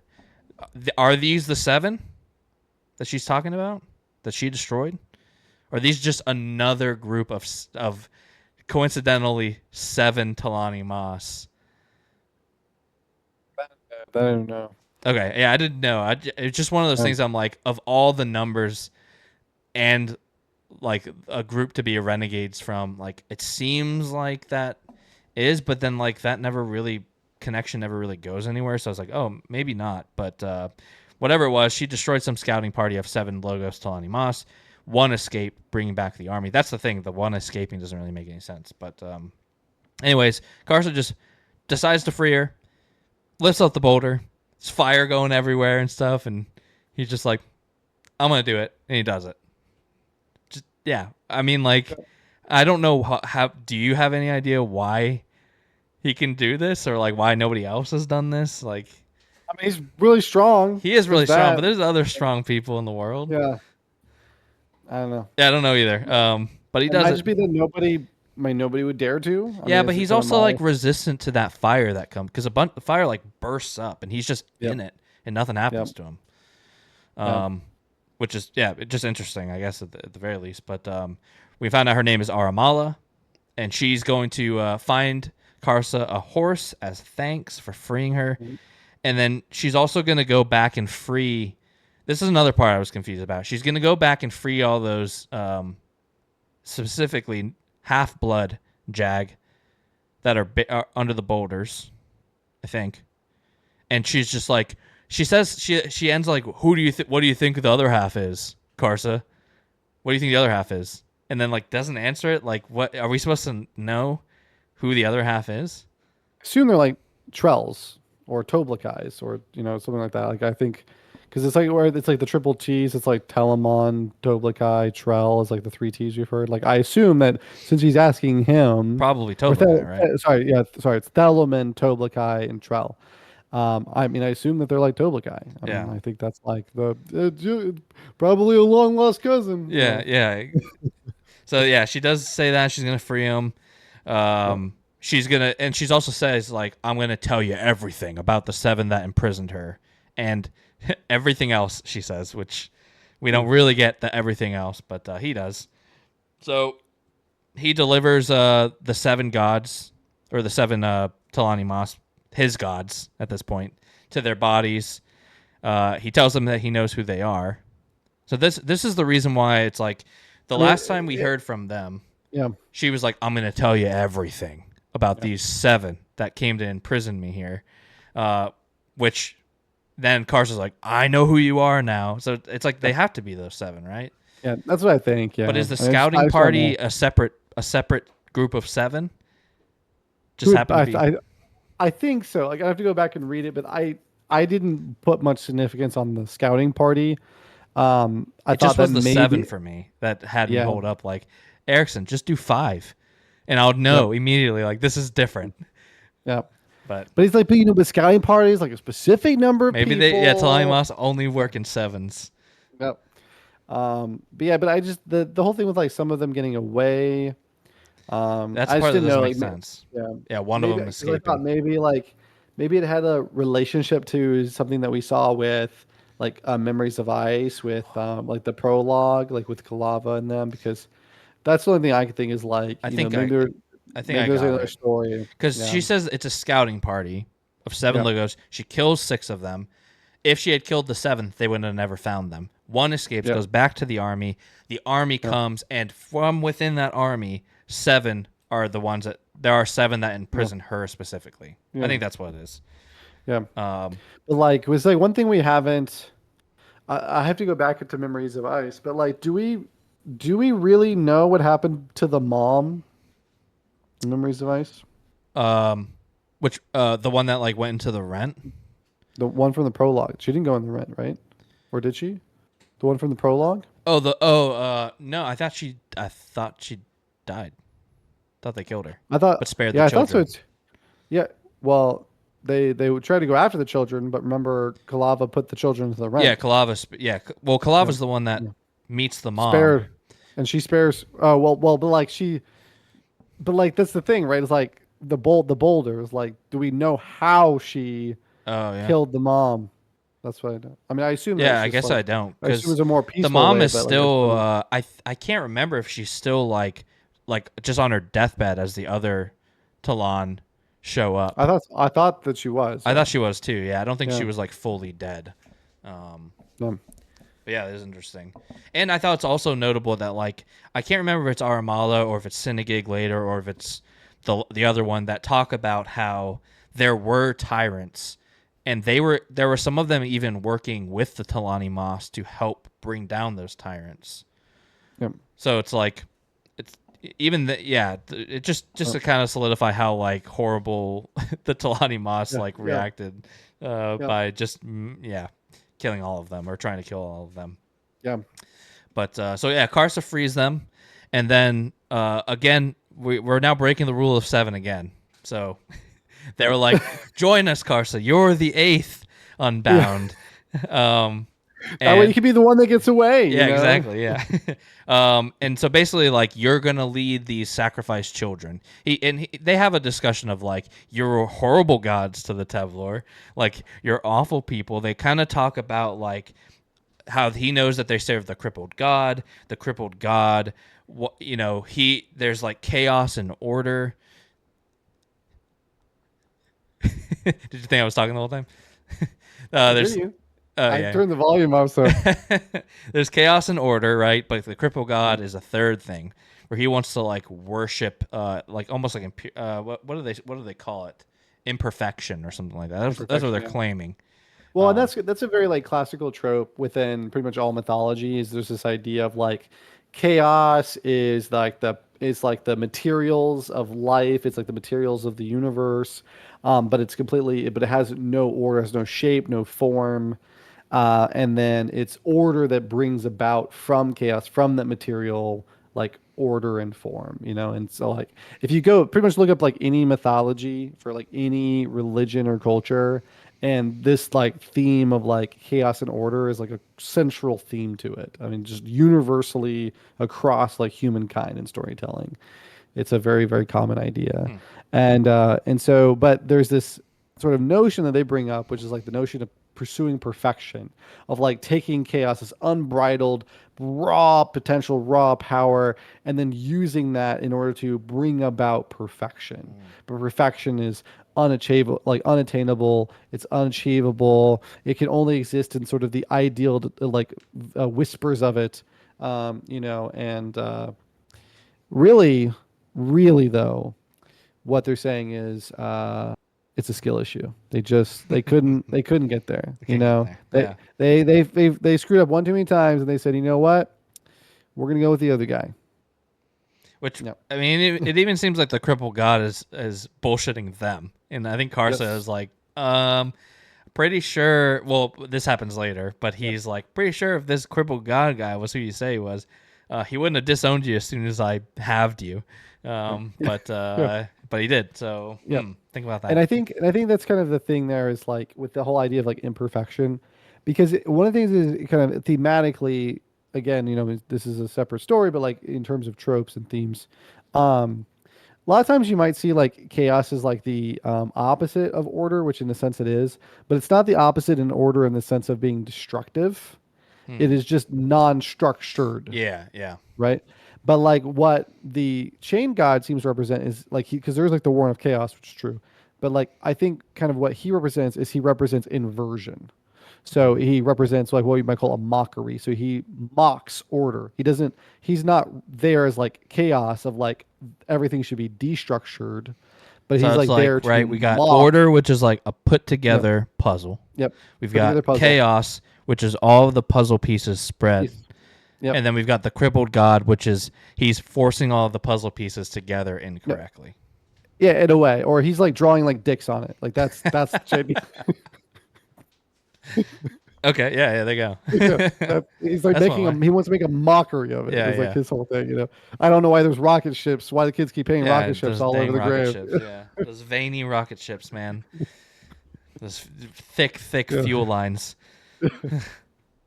So yeah, they basically like you're gonna be the 8th, and not only that, you're gonna lead all of these children that your people have sacrificed to up to this point, Sybil or Sibal or Sibale.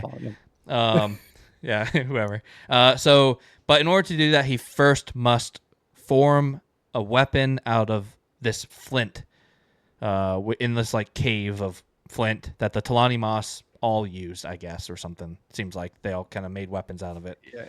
Well, it's like really significant material for them. For the It yeah, seems like in exactly. almost, yeah, it seems like in almost every aspect. Yep. And so privately, Karsa speaks to Byrroth and Delim, saying he has an alternative for them, so they don't have to go to Hood just yet. Yep. And which is to put them inside of this weapon that he Yep. creates, following the pattern of just awesome weapons. Like, well, I love it. Yeah, because it really was like, dang, we really are not really going to spend. Mm-hmm. He keeps faking this out with Byrroth and Yep. Delim, just like, oh, you like them? They're dead. They're back, but they're going to go to Hood. But now they're back again, and you're like, yeah. Yeah, super cool. So he does. He forms the weapon. He denies the offer of becoming the 8th Unbound, which the 7th now have become, which I think is very on brand for Karsa. Here's where I get lost. He's like, I will not become the 8th Unbound. Instead, I will become the Knight of the Crippled God. I'm like, what? You're going to become the Knight for the Crippled God? Why? That doesn't make any sense to me. Explain it to me. Well, Do you know? Or is it just like maybe he's gonna like just use the like he doesn't actually want to be that and he's gonna infiltrate or something? But well, so I guess I have to go back and read that part, but I thought that essentially he rejects the whole notion because he says like the crippled god is not a god. I He's thought like so clearly too. not a god either. Yeah. And so I looked And in the each back. choice- Yeah. High House of Chains, Knight, Yep. Toblakai. Mhm. He's become the Knight. Yeah, but so I guess we just don't know what the knight is though. That's the thing. Yeah, Yeah, 'cause I guess we the don't, first but it's four- like you're being recruited into this house, and it's someone that he knows. He knows the crippled god is not good. And so I can only hope it's just to infiltrate. Like he's going to fake it, saying like, "Yes, I'll become the knight." And then help to take down the crippled god because it just felt so out of character for me. I mean, I guess it does say Toblakai. It doesn't say Karsa. But I'm pretty sure if he's saying in this moment, like, I'm going to become the knight of the Knight of Chains, champion. Yeah, that's what he says. Knight of Chains, champion of the crippled god. Yeah. But, like, if you also look in there on the House of Chains, the seven of the dead fires, the Unbound, they're in there too. So he's just like, no, I'm not going to become one of you. I'm just going to be, I guess, maybe hierarchical. It's higher in the hierarchy. Yeah. So he's just like, I'm better than you. I'm gonna one up you. But I guess. I mean, they're servants and slaves. I mean, he even talks about like you're basically just trading one set of chains for another set of chains. Like, and he sees them as being like it's really inverted, right? He sees them as being really like lowly creatures in a way of like they deceive, they take, and they have been like torturous and unkind towards towards his people, and they revel in their failure. And I think that's and so I don't know what that means for him becoming the knight, but he has a very different sense of how this should be than what the Unbound. Yeah, certainly has. it kind of does make sense too. Of like, yeah, like what you're saying. If these people were horrible to him and his people's, their whole lifestyle was a lie at a certain point, and so they're like, join us. He's like, hell no, I'm not joining you. I'm gonna be better than you. I'm gonna be above you. You are below me. I'm not one of you. I'm better. And that doesn't mean that he has to be good to everybody, which I think is also fairly on brand for Karsa. I think he's conflicted on who's the good guys and stuff, and later on we'll see. He's just like, I think at some point one of the other Jag asked him like, hey, how come the trial haven't taken over Genebacus yet? And he's like, oh, we will, and I'm gonna lead them. So that doesn't really seem like good guy stuff either. So I guess it does seem fine. I just needed to unpack it because I was like, he's like, no, I will not become the Unbound. I will work, but I'm still working for the crippled god. I think because I just had a thought, and I think I need to go back and read that part because I'm thinking that the knight is the Destriant. I think you're right I think that's the Which, destriant role for that house because they have different yeah, names.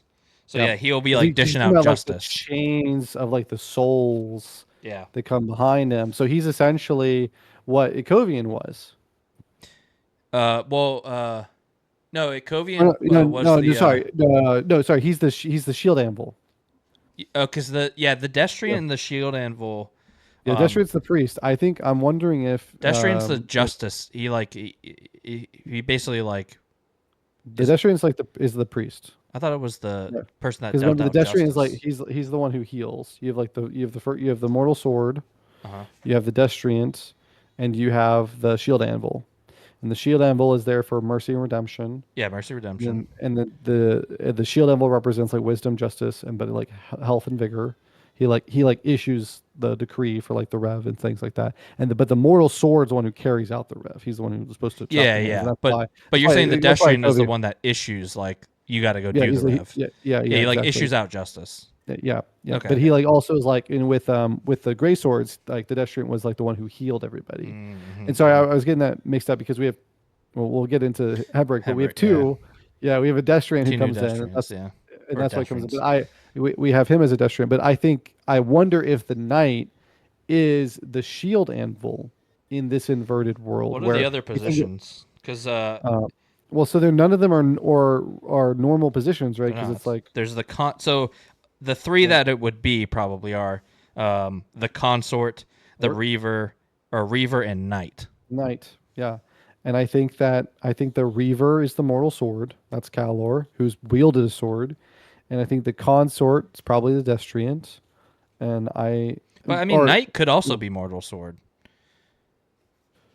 could be. right? Because he's now forged Yeah, this true. badass But I'm blade. just, yeah, but I'm just thinking about like he carries these souls with them, and there's only one other person where we've had that kind of language of like he walks with many souls. Well, he doesn't And anymore. That's the thing, though.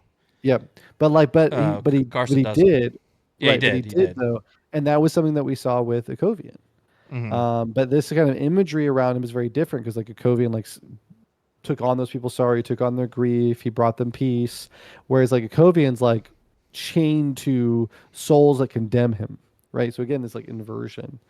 Um, but yeah, but like that's I think that's kind of interesting because the shield anvil is a very interesting role, a very unique role in that sense for the other houses, but certainly for the House of Finner. So, maybe that's if picturing him as like a shield anvil for the House of Chains, maybe there is a way that like the Karsa that we know and the what he's been through, maybe there is a sort of kind of redemption or a unique way in which he participates in this whole story, acting out that role.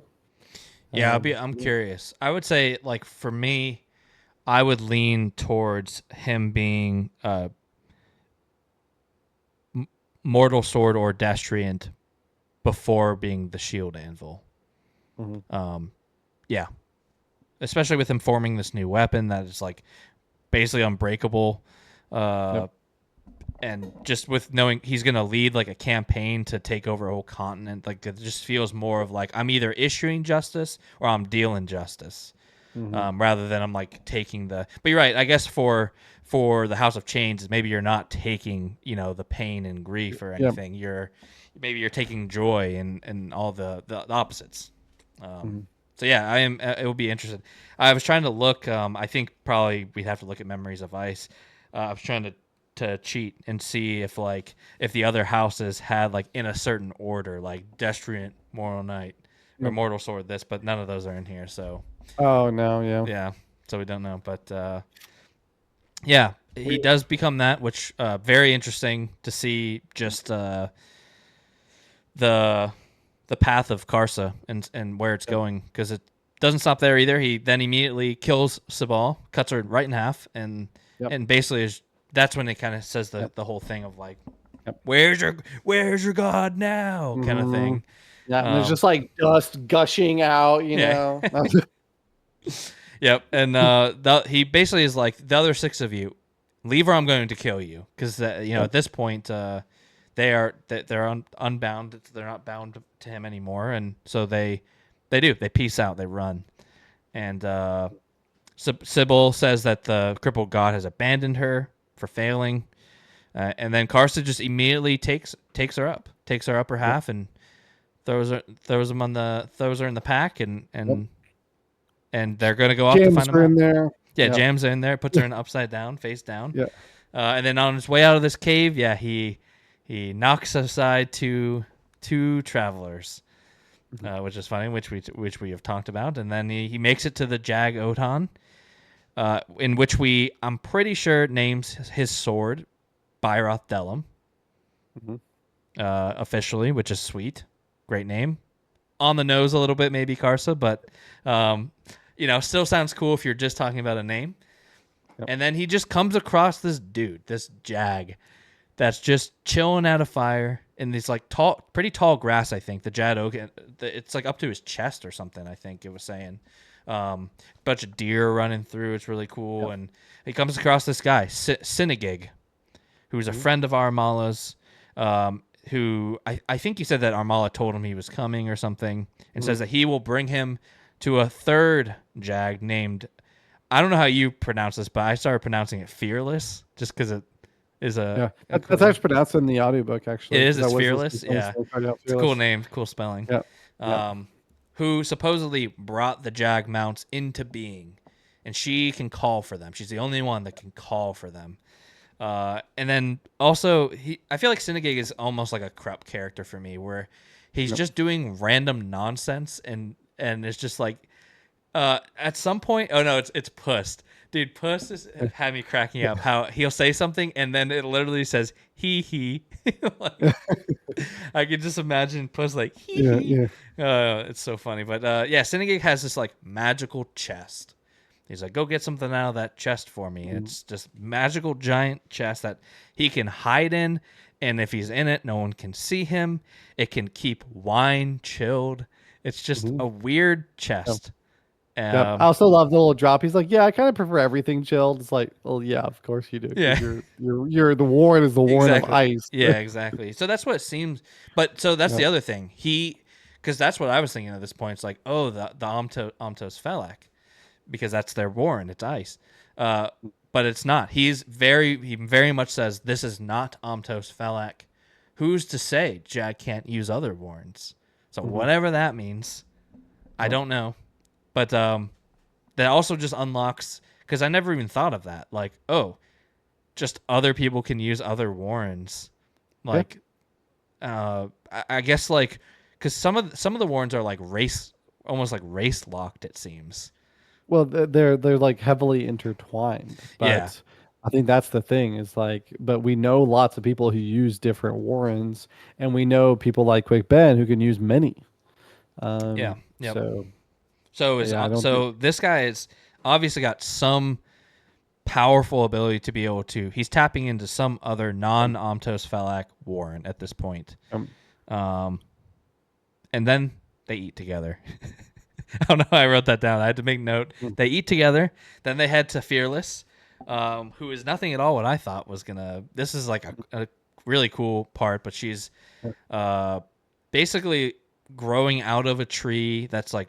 This really cool, like, I don't know, it's not like a world tree, but like that's kind of how I imagine it. Like the tree in the middle of Animal Kingdom is kind of how I picture it. It's surrounded by like spider webs and stuff, and I can't remember I don't think we actually hear the true story until Karsa's gone, and it's just Sinigig and Fearless reflecting. But I think they do tell him enough of something like she was impaled by a spear by the Talani Moss, and it then grew into this tree, and she's bound to this tree / spear kind of thing. So really cool. And the Jag mounts like ate her like lifeblood out of the, and that's how they but why they exist, I guess. Very cool. She also tells Karsa that Trell are hunting the Jag mounts. That's why they're close to extinction, she says. And Trell are hunting them, and which is really interesting to me because I feel like Trell, we don't know a whole lot about Trell other than Mappo is one. But it seems like this is bad. I don't know why they would hunt these mounts. to extinction specifically. It's not like they're just hunting for like, I don't know, a purpose. It seems like she made it seem they are hunting them to extinction to take them out. But Carsa's like, oh, I met a Trell. Yep. That guy Mappo in Icarium. And she's like, oh, Icarium. Yeah, I know him. He keeps coming up to me and asking me for what does she call it? Her, I guess just like her wood. Heartwood? Heartwood, yep. Heartwood.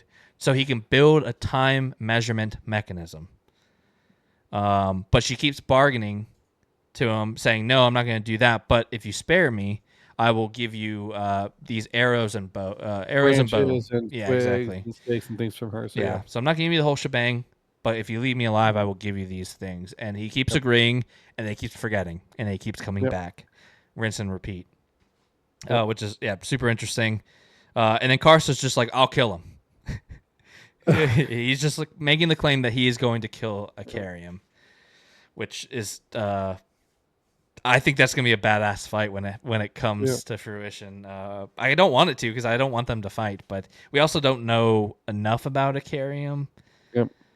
He might be a really bad dude, and I kind of think he probably is. And Karsa's also leaning to like better than maybe in the beginning, but also planning on taking over continents and probably murdering a bunch of people in the process. But so then Fearless calls the horses. She's like, now temper your expectations. It's probably going to be like 12, 15, and then thousands show up. Yep.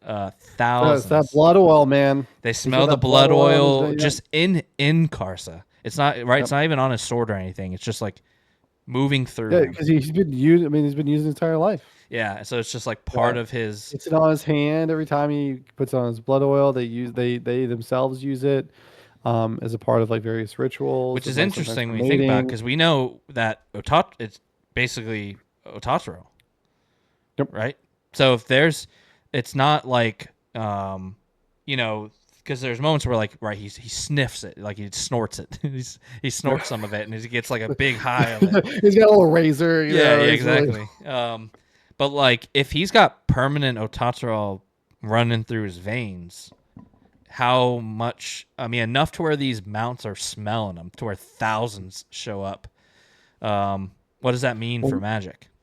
Yeah, well, I mean, we know he's resistant. Remember, like in the first story, like but that's always because he's like taking a hit right before it. It's not just like it never presented itself as like he's just got a natural immunity. It's because he takes blood oil before he fights. Yeah, but like maybe he has more of a natural immunity because of that than you might otherwise suspect. Yeah, which I think is really cool. He might not need to be snorting it to have that effect. Super cool.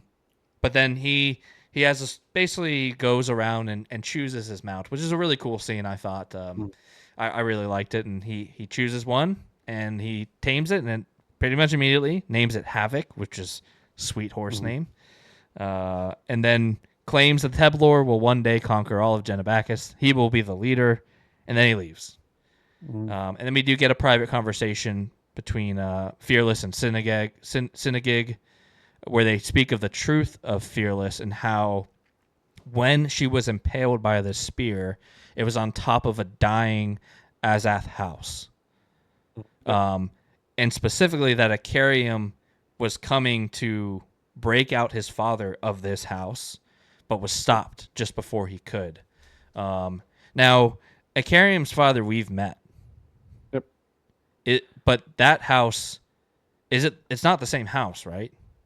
So he's just been moved to another house because this one was dying. The house he's at is the one that's the dead house. It's the dead house. Dead house, yeah. Yep. This one it is dead at this point.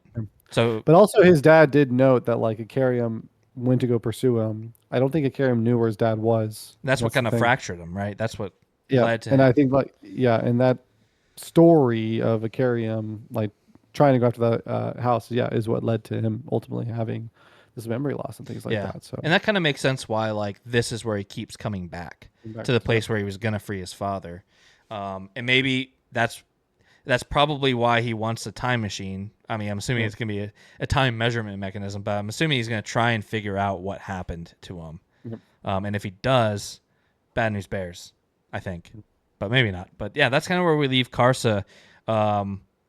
I do you remember where he's going at this point? To just kill Icarium? I don't know if he says. He just No, rides I off, don't. right?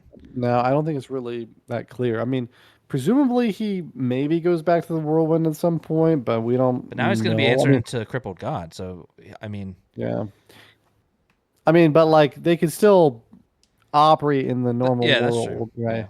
Yeah. But I mean, There's the never been last spies. Never been spies in Malazan, or traitors, or double yeah, crossers. yeah. But I mean, like when he talked to Leoman, like they had talked about meeting back up. So I mean, maybe that's what he's doing. That's true. You're right. Yeah, I forgot they did say they were going to meet back up. So that probably is what's going to happen. But yeah, awesome part. I think like looking through quickly, I would say between this and Kalam are my favorites.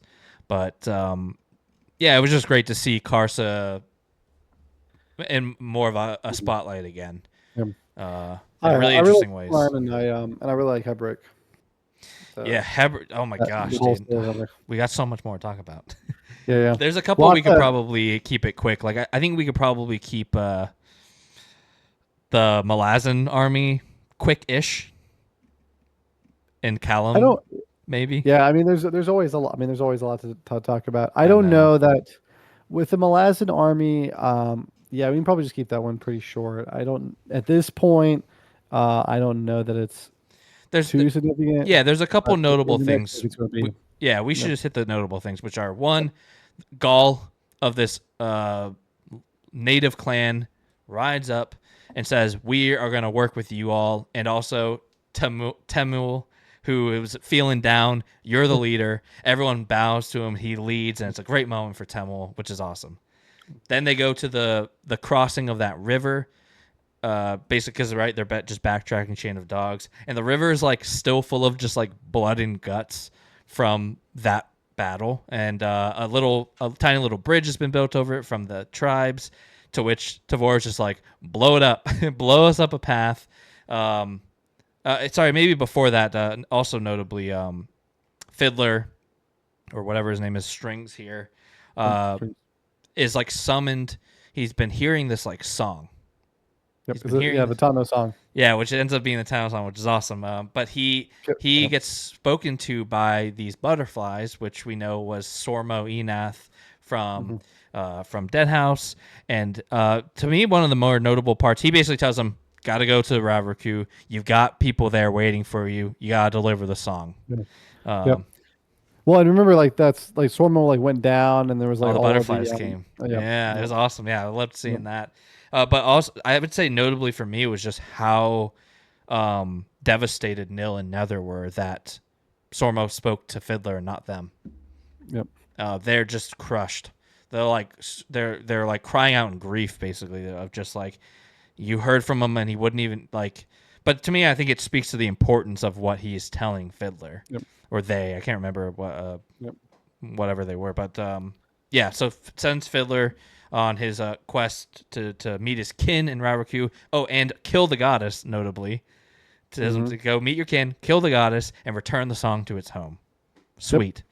Yep. And then basically they cross, and they are coming across that town, Ubard or something like that, where Admiral Nock has returned, and they're going to stop there for provisions. And also Tavor's like, yeah, we totally got spies in our army. Almost definitely, and we're probably going to have to fight some of the Whirlwind's forces before we reach there. But that's really it. It's kind of just a small little travel part. Oh, and the dog. I think the dog is there. Yeah, we do see the dog, which Roach. which we suspected survived because we saw Gessler and them pick up the dog. But yeah, I think the more significant thing with the Malazans is the Tano song. We're seeing that, you know, again, as we kind of mentioned, like there is we talked about that in the first video or the second video, there is a bridge burner going back to the sort of origin of the bridge burners, and that is what's going to bring the song full circle. And there's a significance of that in the Tano culture and in their magic. It was interesting to me because like I think up until kind of this book, I guess, just because in part 2 it talked about too, like the significance of a song. I thought they used it. like I thought it was like you used it when they're running in the They did use it, but that's what unleashed it. yeah. So yeah, I thought it was like you Yep. used it and it's gone. But it's more of like now it's like stuck within him, Yep.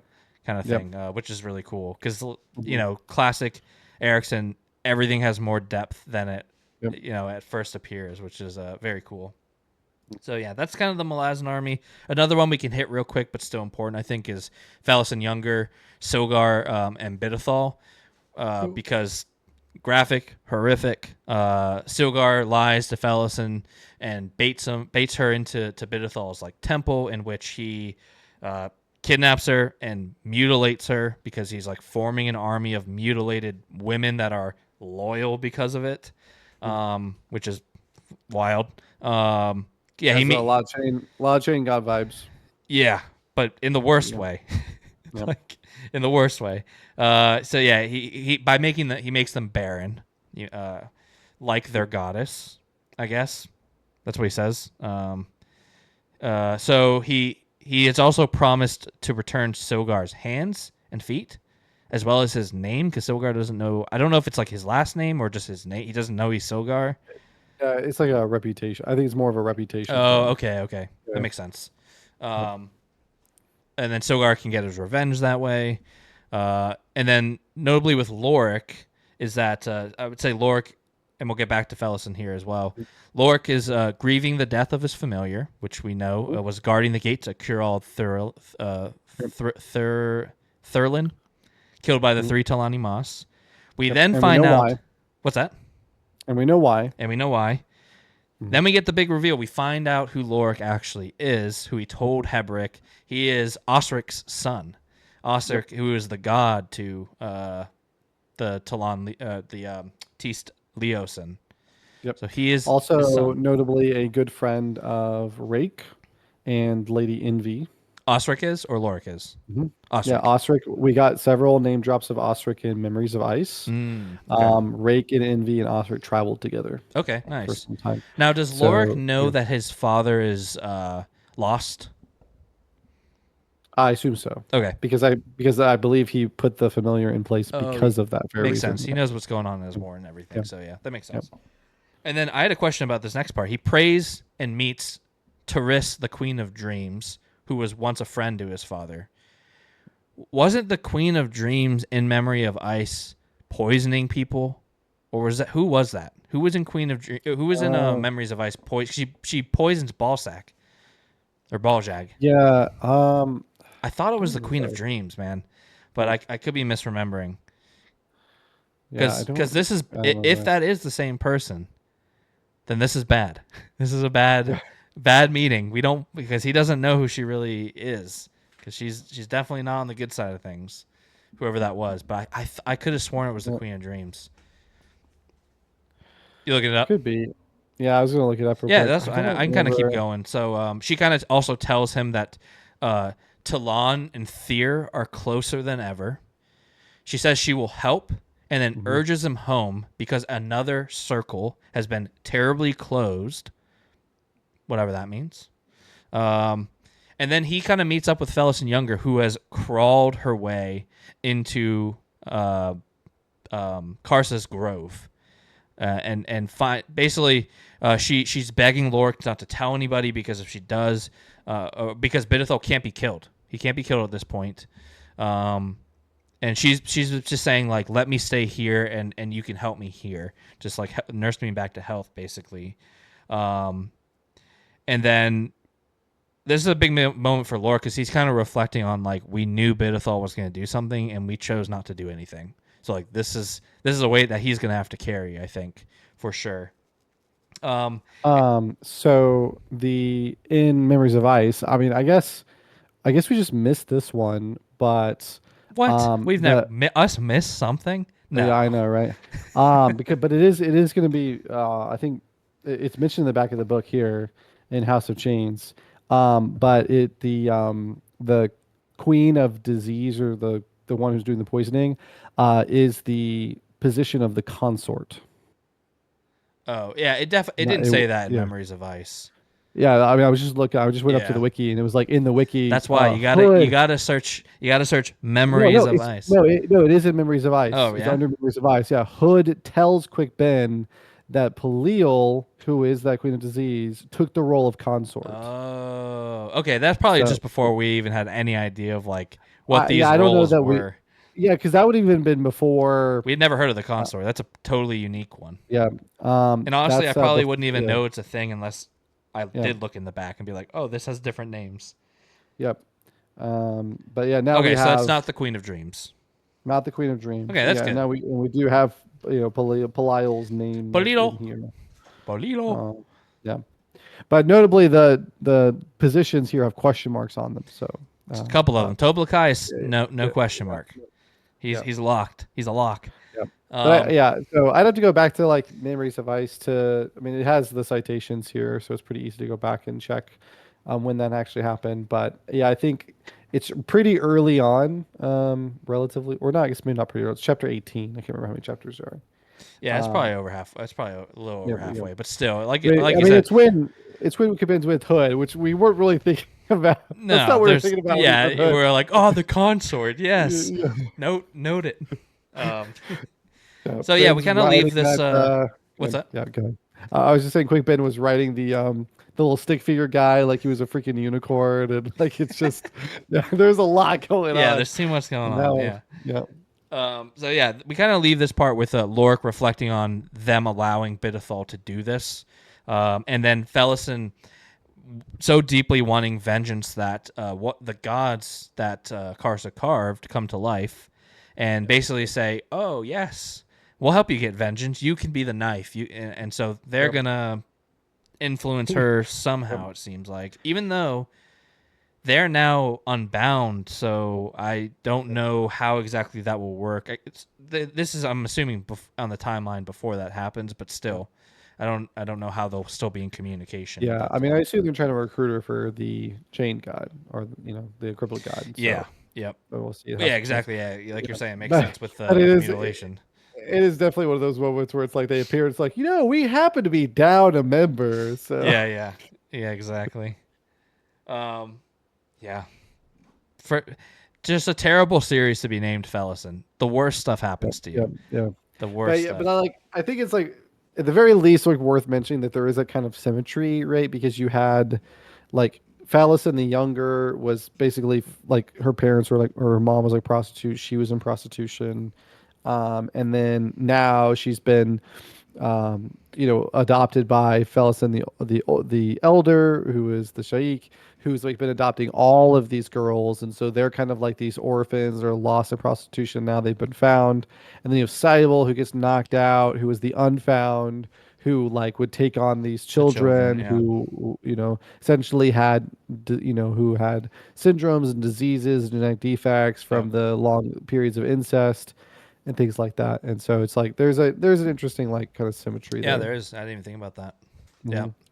No, I don't want Fellis and Younger to join them. Come on. No.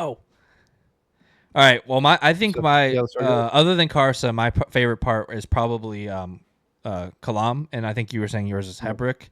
Do you wanna go through Hebrik first, or do you wanna go through Kalam first? Do you wanna end on your high? Yeah. No, we can go. Let's go through Hebron because we're still kind of there.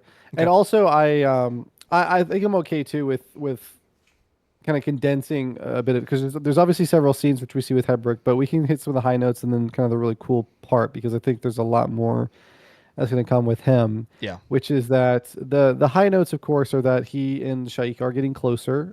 It's very clear that she does rely on him a lot. It's kind of the last person that she could possibly ever count on. And he feels that very deeply, even though he also knows that the Otautorol is fading away. But what ultimately he realizes or comes to find out from the Shaikh is that she is the reason why the Otautorol is going away, and that the Hinbara tea that he's been given was actually was suggested by her, and that she specifically wanted him to take it because of the fact that it's going to be basically getting rid of this Otautorol.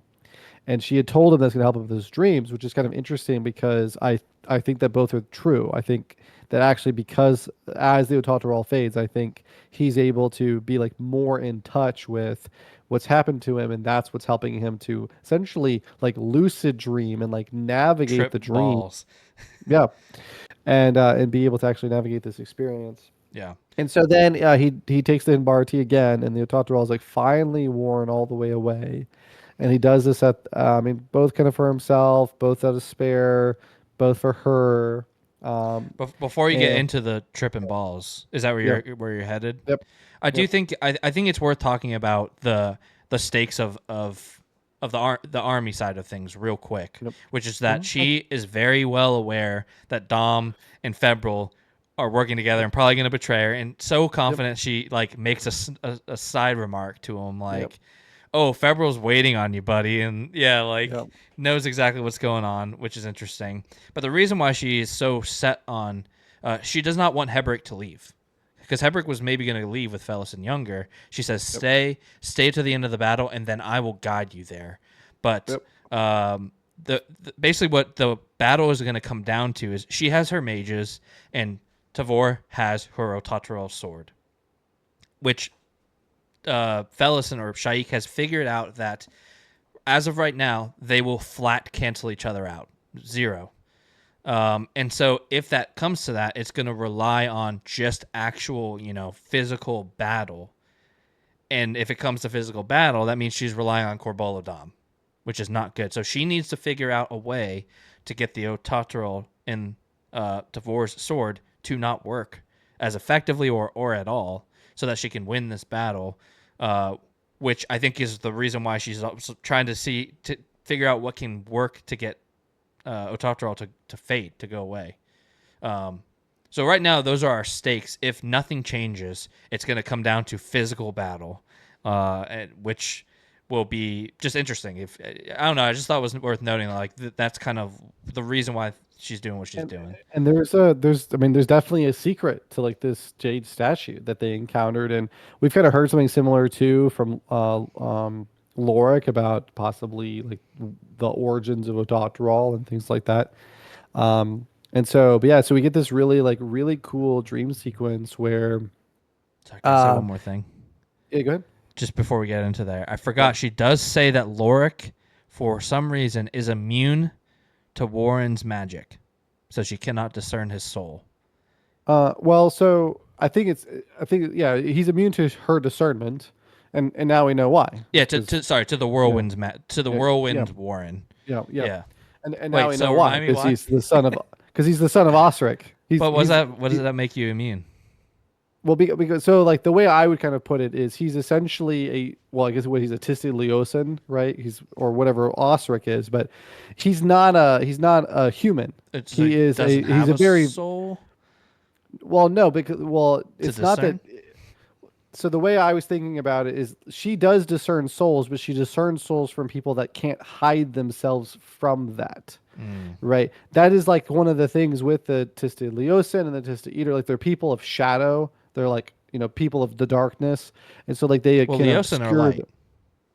Well, yeah, but they're all part of the same kind of family. Yeah. Osric, the way I viewed it is she says for some reason she can't discern it, and then we find out that actually he's the son of an extremely powerful person. Mm-hmm. It makes sense that he would have those gifts, right?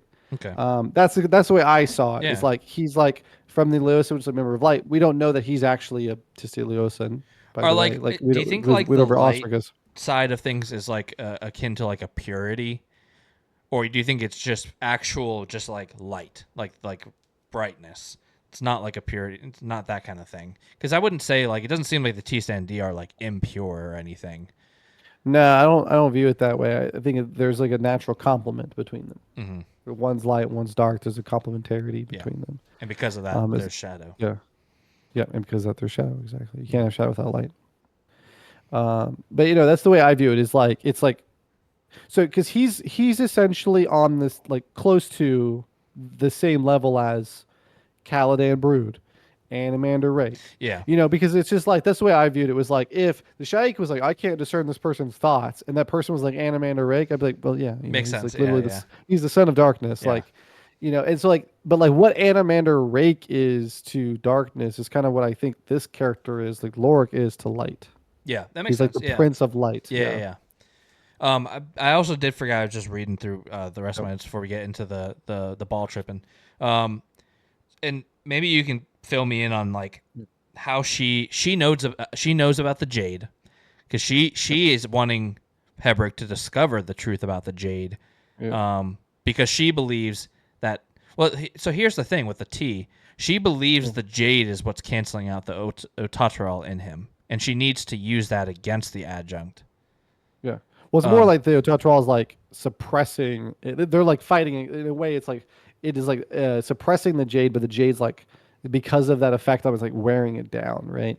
And then him BRT is like helping him to tap into that and speeding up the process. So she just knows this because she, as Fellison, traveled with him, saw him touch the jade hand, and so on. She still has and those then memories. yeah, and then now that she's like the Shaik, I think there's like, this is something I was thinking about a lot during this part. Is I think it is fair to say that when you think about like ascendants, I think it's fair to say that there's a certain type of sense that they have that other people do not have, which just kind of makes sense. sense.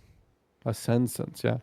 Which kind of makes like it kind of works when you think about the various characters who have this deeper history or deeper connection that they just sort of like know things. Like they, what was one of the examples that they, sometimes like somebody will make something and they'll be like, "That's unbreakable."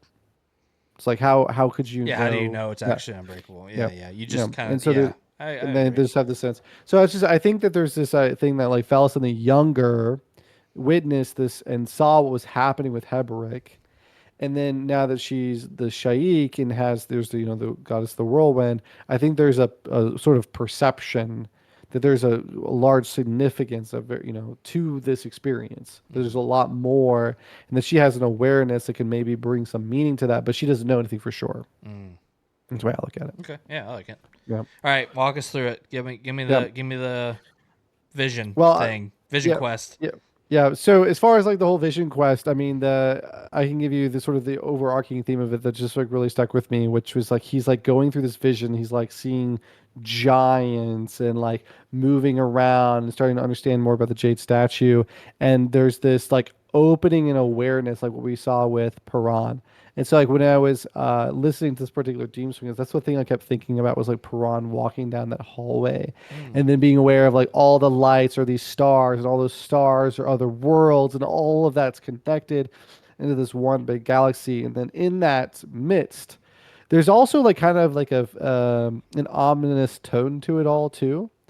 Like I actually got really concerned during the dream sequence because I got really concerned that either A, he could be hurt while going through that experience, and that maybe he would actually like encounter like whatever this jade statue is, this alien power that might actually try to like crush him, Yeah, it felt or that he like horror yep, adjacent to me. yeah, yeah, or like that at some point like Chain God would like be able to find him in that. um and so but ultimately he does have a kind of encounter right through this experience, and like that I did not like predict this one at all. I didn't even think about it, did not cross my radar, or even like because we were like at one point we were concerned like, oh, he's got his hand cut off, like what if that means he's gonna chain God? And then like all of a sudden he becomes the Destrian of Treek, right? Which is the new god of war, which like, or maybe I shouldn't say, but it's basically what he is, right? Yeah, I think that's And what he yeah, is. Yeah, yeah. yeah, Because we were talking about the game God of War the other day. I was yeah. like, yeah, but that's basically what he is. And so, but that's what Finner was, which was what Heberick was. Oh He yeah, was. Yeah, that's who I didn't he even think belonged about to that. before as a high priest. And Yeah, so now he's the Destrian of Treek, who's like the new God of War. And it's just like, oh my gosh, that's I mean that's crazy. And like he feels like there was also that thing too in the Dream Sequence where he took on himself this like type of responsibility. He had this awareness of the fact that he participated in what happened with Fitter, and there was that sense of like how like I am not like worthy. Like these are the things that followed my wake. All of this like despair, this death, this failure, and then it comes out the other end, and he's now the Destriant of Treek. He's the High Destriant of Treek, which is just like super cool. That awesome. Yeah, and again, the houses are they're assembling their assembling. Yeah. pieces, man. Yeah. Ototaro is basically out of his system as well. No, He's no longer completely. blind. He says out. Yeah. Yeah, he's like Yep. rejuvenated. Yep. Yep. But also, yeah, I wanted to just also note that like the giant jade statues inside this like river dream are flowing towards a wound, a rent. Yep. Now we don't know if that's where it goes through into the Totoro mind, but usually I think we have learned wounds and rents are not good, mostly, or tears, at least tears and warrens. But inside the statues, because like he sees them floating, and I think he like basically blinks and then he's inside one, surrounded by all these like screaming souls, basically, or like humanoids, like screaming in terror at him. Which was awesome. Have you ever seen this is like the lightest spoiler ever. So, have you ever seen Nope? Yes. Yeah. You know the scene at where they the abduction scene and they're being like force fed through tubes and like that close up of they're all like squished together. That's what I imagine. It's just like super horrific. And also kind of like the Trojan horse a little bit. Like, why are these souls in here? And it also fits in our theory of like statues containing souls, but these guys are trapped there just like the hounds were trapped in there. So again, I'm not exactly sure what that means, but it does fit that I don't know, consistency of souls can be trapped. But so does that mean like the jade statue that is on that island with the hand, are there souls in there or humans in there? I can't remember if they were actually souls or they were actually living living beings. Yeah. So here's the thing that I was thinking of a lot was when Ikovian encountered the when the Rev was against Wrath Fenner. Like the Cthulhu god thing. You talking about that? Well, yeah, there was the like alien god. Yeah. Yeah. But like because like there's kind of this thing that's like woven throughout the entire story. So one of the like fascinating like pieces of history is actually like basically first 1,000 years AD with with the UK, like Britain and Ireland, because one of the things you get is like the Roman Empire leaves, and then years go on by, and then you have all these people who are starting to farm and build and grow out, and then they're dealing with these raiders from Norway and Denmark, and they're fighting, and all of a sudden there's a lot of this like Roman technology that's sitting around like Hadrian's Wall, things like this, and they know about like irrigation in the wall, but they're losing a lot of that history of what all happened at that time. So you have this like period where people are like moving around the landscapes, they're fighting, and they're like using like Roman roads and they're using Roman walls, but they only know these like stories of these things. They don't really know a lot about that. And so there's this like sense of the constant discovery and like, oh, the ancient empire and like the technology of the past. And there's a sense of grandeur because like in many ways the Romans were more advanced for many years. And so I've always loved those kinds of themes. Like Star Wars has it, like in spades, for example. But like, what if you have this world to explore where there's all of this like ancient technology, right, in ancient cultures, and like what if in some ways they were more advanced or less advanced, and then imagine that just like every one of them met like a horrible apocalypse, right, like gods are stripped of their believers through like genocide or cataclysm, right? Gods, like believers lose their gods because they're ripped apart and fragmented across the world, like cultures are trapping people under boulders for thousands of years, right? And so it's just like you have this world to explore where like literally anywhere you go, you could uncover this horror, right? Tragedy from the past. And that's essentially what it feels like. It's like maybe you have like alien gods like that one, and they don't have believers anymore, right? They have this sorrow because maybe somebody else came in, like for example, like shitheads like Calor, right? And they just like ritual massacre all these believers and trap their souls in these jade statues.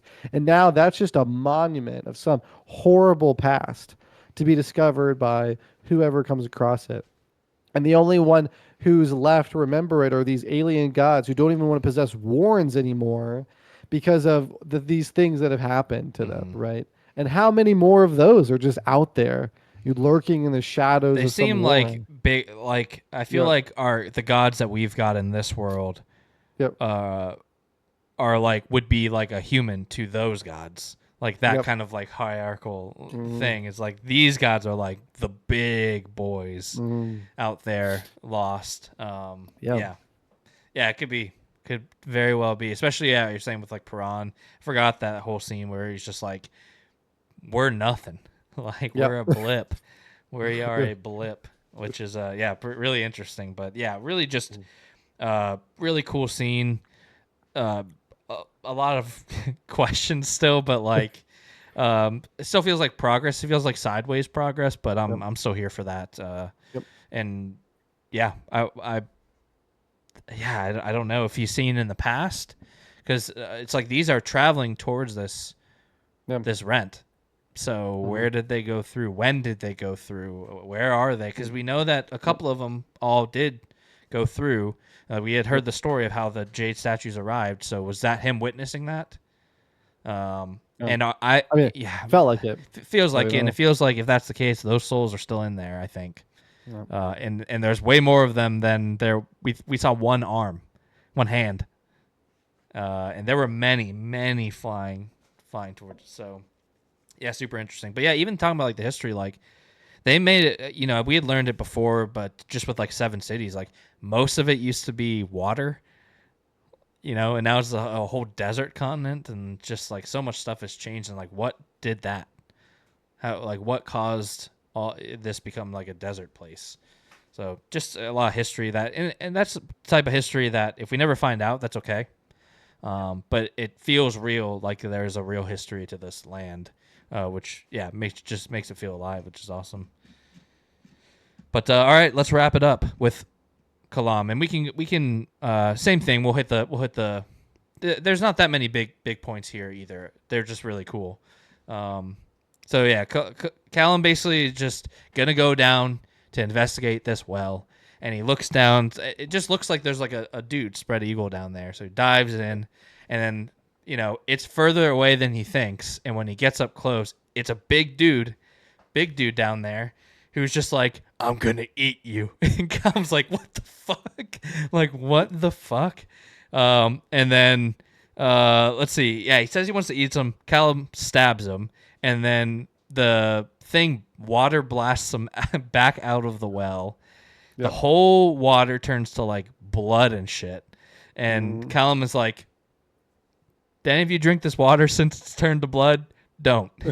Please don't, because I'm pretty sure there's a demon in there, and if you drink this blood, the demon will be able to then transfer into you. So do not drink this blood. Which all of it was just like, oh wow, this is not at all what I thought was happening here. That's the one I need to follow up on because like because Captain Kindly, right? Like Yes. fell down the well. Yep. Yep. But it's like a well where it's connected to a river, because we find out that Yep. later on this creature down the river some ways Yep. was drinking this water, and that's how the demon transfers into that. So Yep. my guess is they fell in, rode the river out, and they're alive somewhere down the river. Right. Or did like the demon get them? Or they've been eaten by this demon. Yeah. So it's one or the other. I feel like we'll see Captain Kindly again for it. Just I don't know, because they say that they fell down the well and they just didn't see what happened. I just can't imagine they wouldn't see this thing eat them, but maybe not. I don't know. So then Callum leaves. He's gonna go into Rauraku. He tells they talk about how the monastery where they're in used to belong to the Nameless Ones. And then if anybody, he's talking to the mage there, Ebrin. If anybody drinks the blood water, demon in the water will take their soul, gain freedom, and hunt Callum. So don't do that. So then Callum sends everybody else to go meet Tavor, while he's going to stay and then head west to Rauraku. So I did write the 2 that previously went down the well survived the demon but are missing. So maybe Callum does have a thought. I can't remember that, but I did write that down. And notably the Azalon demon also just gone at this point. The double dick demon don't know where he is. Like stuff, like, supposedly he like pops back in every now and then and pees on stuff. So. Yeah, he's just peeing, double peeing. yeah, yeah. Delphine. So he heads towards the whirlwind, and then he basically immediately starts getting hunted by this Enkaral. Now, is the Enkaral the same creature we saw on the ships in Deadhouse, like a flying thing? Yep. It is. Okay. Yeah, but this one's like possessed. Yeah, this one is possessed by the demon. Like it basically drank the water from this river, transferred like the demon, hulking out. Yeah, hulking out, toying with Callum. Like could have killed him, but just toying with him. But then Callum ends up killing him, and so it's a little confusing. But I think that the creature itself, not the demon, because I think once he kills it, the demon, I don't know where the demon goes really, but I don't think it follows this creature into death, because notably, like, the creature is recruited by the wolf gods who sit the beast throne now. So I don't know if it's just like you're a beast and you've been wronged by this demon, so we will bring you into our beastly heaven. I don't know, but they do come down and like save it. They recruit it. Yeah. As their champion, by the way, is what I wrote. So I can't remember if that's probably what it says. Yep. So specifically as their champion. And then Callum is found by Iskaral Pust. Yeah, baby, he's back, which is awesome. Who's hilarious as usual. He requests the bag of diamonds that were meant to be delivered to him, which now we know Shadowthrone gave them to Cotarian, who gave them to Kalam, who then is to give them to Pust. And Pust is a high priest of Shadow with Shadowthrone. It's all connecting, which is pretty cool. Pust is still hiding from his wife. I wrote down Mogora, who is a spider's deaver. I meant to ask you, in Deadhouse, did we ever learn what the spiders were? I know he was sending them to go kill spiders, but did we ever figure out it was his wife? Yeah, it was Mogora. The very end or something? Yeah, because the spiders form into her. Okay, yeah, I couldn't remember if we had found out that earlier or not, but it's hilarious. Yeah. And then basically Puss and Kalam make a plan to infiltrate the whirlwind, because Kalam, who has been hearing Mogora sing this super annoying off-key song, we then realize that it's not Mogora singing; it is the Tano song. It's a Tano song as well, because now he's going back to Ravarku. So because he's going back to Ravarku. Yeah, awesome. He's a bridge burner. So they take a warren, they TP to just outside the whirlwind, and they realize we can't get in without the Shaik realizing that, to where some shenanigans, the double dick demon shows up and like runs so fast that it distracts the whirlwind, but Kalam's on its back and then it drops him in a fissure. So they don't know that he's in there, but he basically gets in undetected. But notably, as soon as he enters, the song is gone. So I don't know what that means, but he no longer can hear the song once he's inside the whirlwind. So yeah, I just think that means he's getting close. That's okay. How I took it. Yeah. Yeah. Yeah. But I think part. I think the hearing the song is like it's like a push. It's like, guiding you kind of to it. Guiding them. It's like it's like a reminder, like to go, because it's like there's like a sense of like it needs to be fulfilled. Yeah. Like how so when it's off, it's like it's home. The song is home. Yep. Yeah, that's cool. Yeah, I thought it was just like a fun, adventurous part. The demon stuff is fun. We got the humor with Puss. It was good to see him again. Yeah, I mean, as far as like stakes of what, not a ton other than Callum gets back there, which is important. Mm-hmm. We don't really know where if the demon is dead or just released. I don't think we know at this point if it's just we'll never see it again and he just survived the encounter, or if we'll see that demon again. But I thought that was fun. I really liked the whole, when he looked down the well, it just looks like a normal dude spread eagle. But then when he goes down and gets close, it's so far away. When he gets up close, he's like, this dude's huge. Like just some freaking giant chained under. It's just like, I'm going to eat you. Just like, it was such a fun encounter for me. I loved it. Yeah, and was the chain demon they find out was like really, really old, or was that something else? Because he brought up like the nameless ones. I think I think they were saying they chained him there. I thought.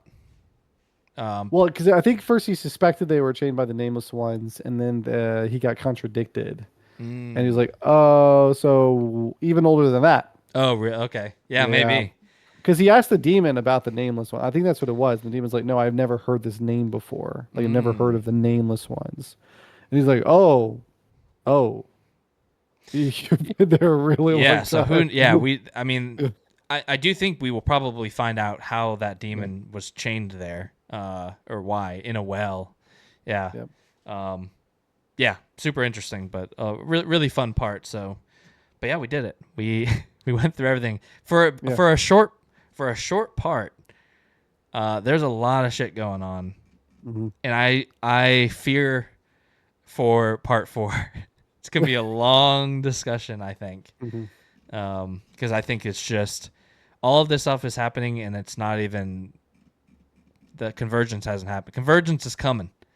It's a coming. To where We got at least a few. We got at least a few more books. I could totally see the end of this book saying like, and then the Malazan army came over the hill and saw the Shaik's army. Yeah. The end. And be like, we're not even gonna get the fight in this book. I would not be surprised if we don't get the fight in this book. There's so much that needs to happen that I wouldn't mind either. I wouldn't care. But yeah. As far as likes and dislikes, we can go through all this stuff pretty quickly. No dislikes for me. I feel like after I had the dislikes of part 2 just because it felt so jarring, but part 2 really grounded me for part 3. And like I said, the whole time I just felt like I was that Leonardo DiCaprio meme, like, oh, I know that, like, that's cool, I get it. So yeah, that was fun, and yeah, I mean the writing's excellent as always, no notes there. Yeah, I loved it. I thought it was great. I really enjoyed it. No dislikes. There was just it was really fun going through the various scenes with all the various characters, and I think I'm just very excited for the last part. I mean, I think that it's just more of us kind of locking in the pieces in place, so to speak. As far as predictions, I didn't write down any, but just the ones that I know we kind of mentioned. I do think that Dasa Moltor is Traveler. And for me, at least, I think the Teist Leosin are hunting the 3. Gessler, Storm, and Truth. Yeah, they're not sailors. What are they? Are they sailors? Marines. Yeah, Marines. Mm-hmm. Sailors and technically Baden, I think, as well. But I think really it's the three Marines they're going after. I think Baden is definitively outside their reach at this point. Yeah, exactly. I don't even think they'd like sense him there. I mean, because honestly, I think at this point, I think he would like freaking wreck them. Like if they tried. I mean, from what we've seen of Stormy and Truth and Gessler, I think they might wreck them too. I think it's gonna be. I mean, you're like a Talon, then that happens to you, then you become like effectively the mortal sword of Hood. Like I don't want to cross paths with that guy. Yeah. Well, I just am looking forward to that encounter because they're gonna be like, "You stole the fire," and they're gonna be like, "What? What do you mean we stole the fire? Like we just rowed a boat and like got bronze, bruh." Yeah. So yeah, I wonder if it's gonna. If Erickson taught me anything, it's that they might just listen and be like, "We're sorry, we didn't know," and be like, "We forgive you," and then they're gonna high five and be like, "Fuck yeah, this is awesome." Well, I will say though, if they do end up going after Gessler and them because of the fire, then I'm going to call it right now that they should be casted by William Dafoe. Who? All 3 of them? Yeah. Whoever the leader is should be of the Leosin. Yeah. Wait, connect the dots. My brain's tired. Because of the lighthouse. Oh. Because say almost fire. All right. At least it wasn't a Green Goblin reference, because they're like Spider-Man because they're strong now. Yeah, because they took the fire from the lighthouse that they were edging to. So makes sense. Yep.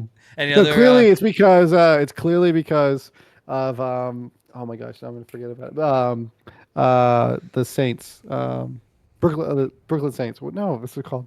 Boondock Saints. Boondock Saints. Thank you. Yeah, clearly because of Boondock Saints.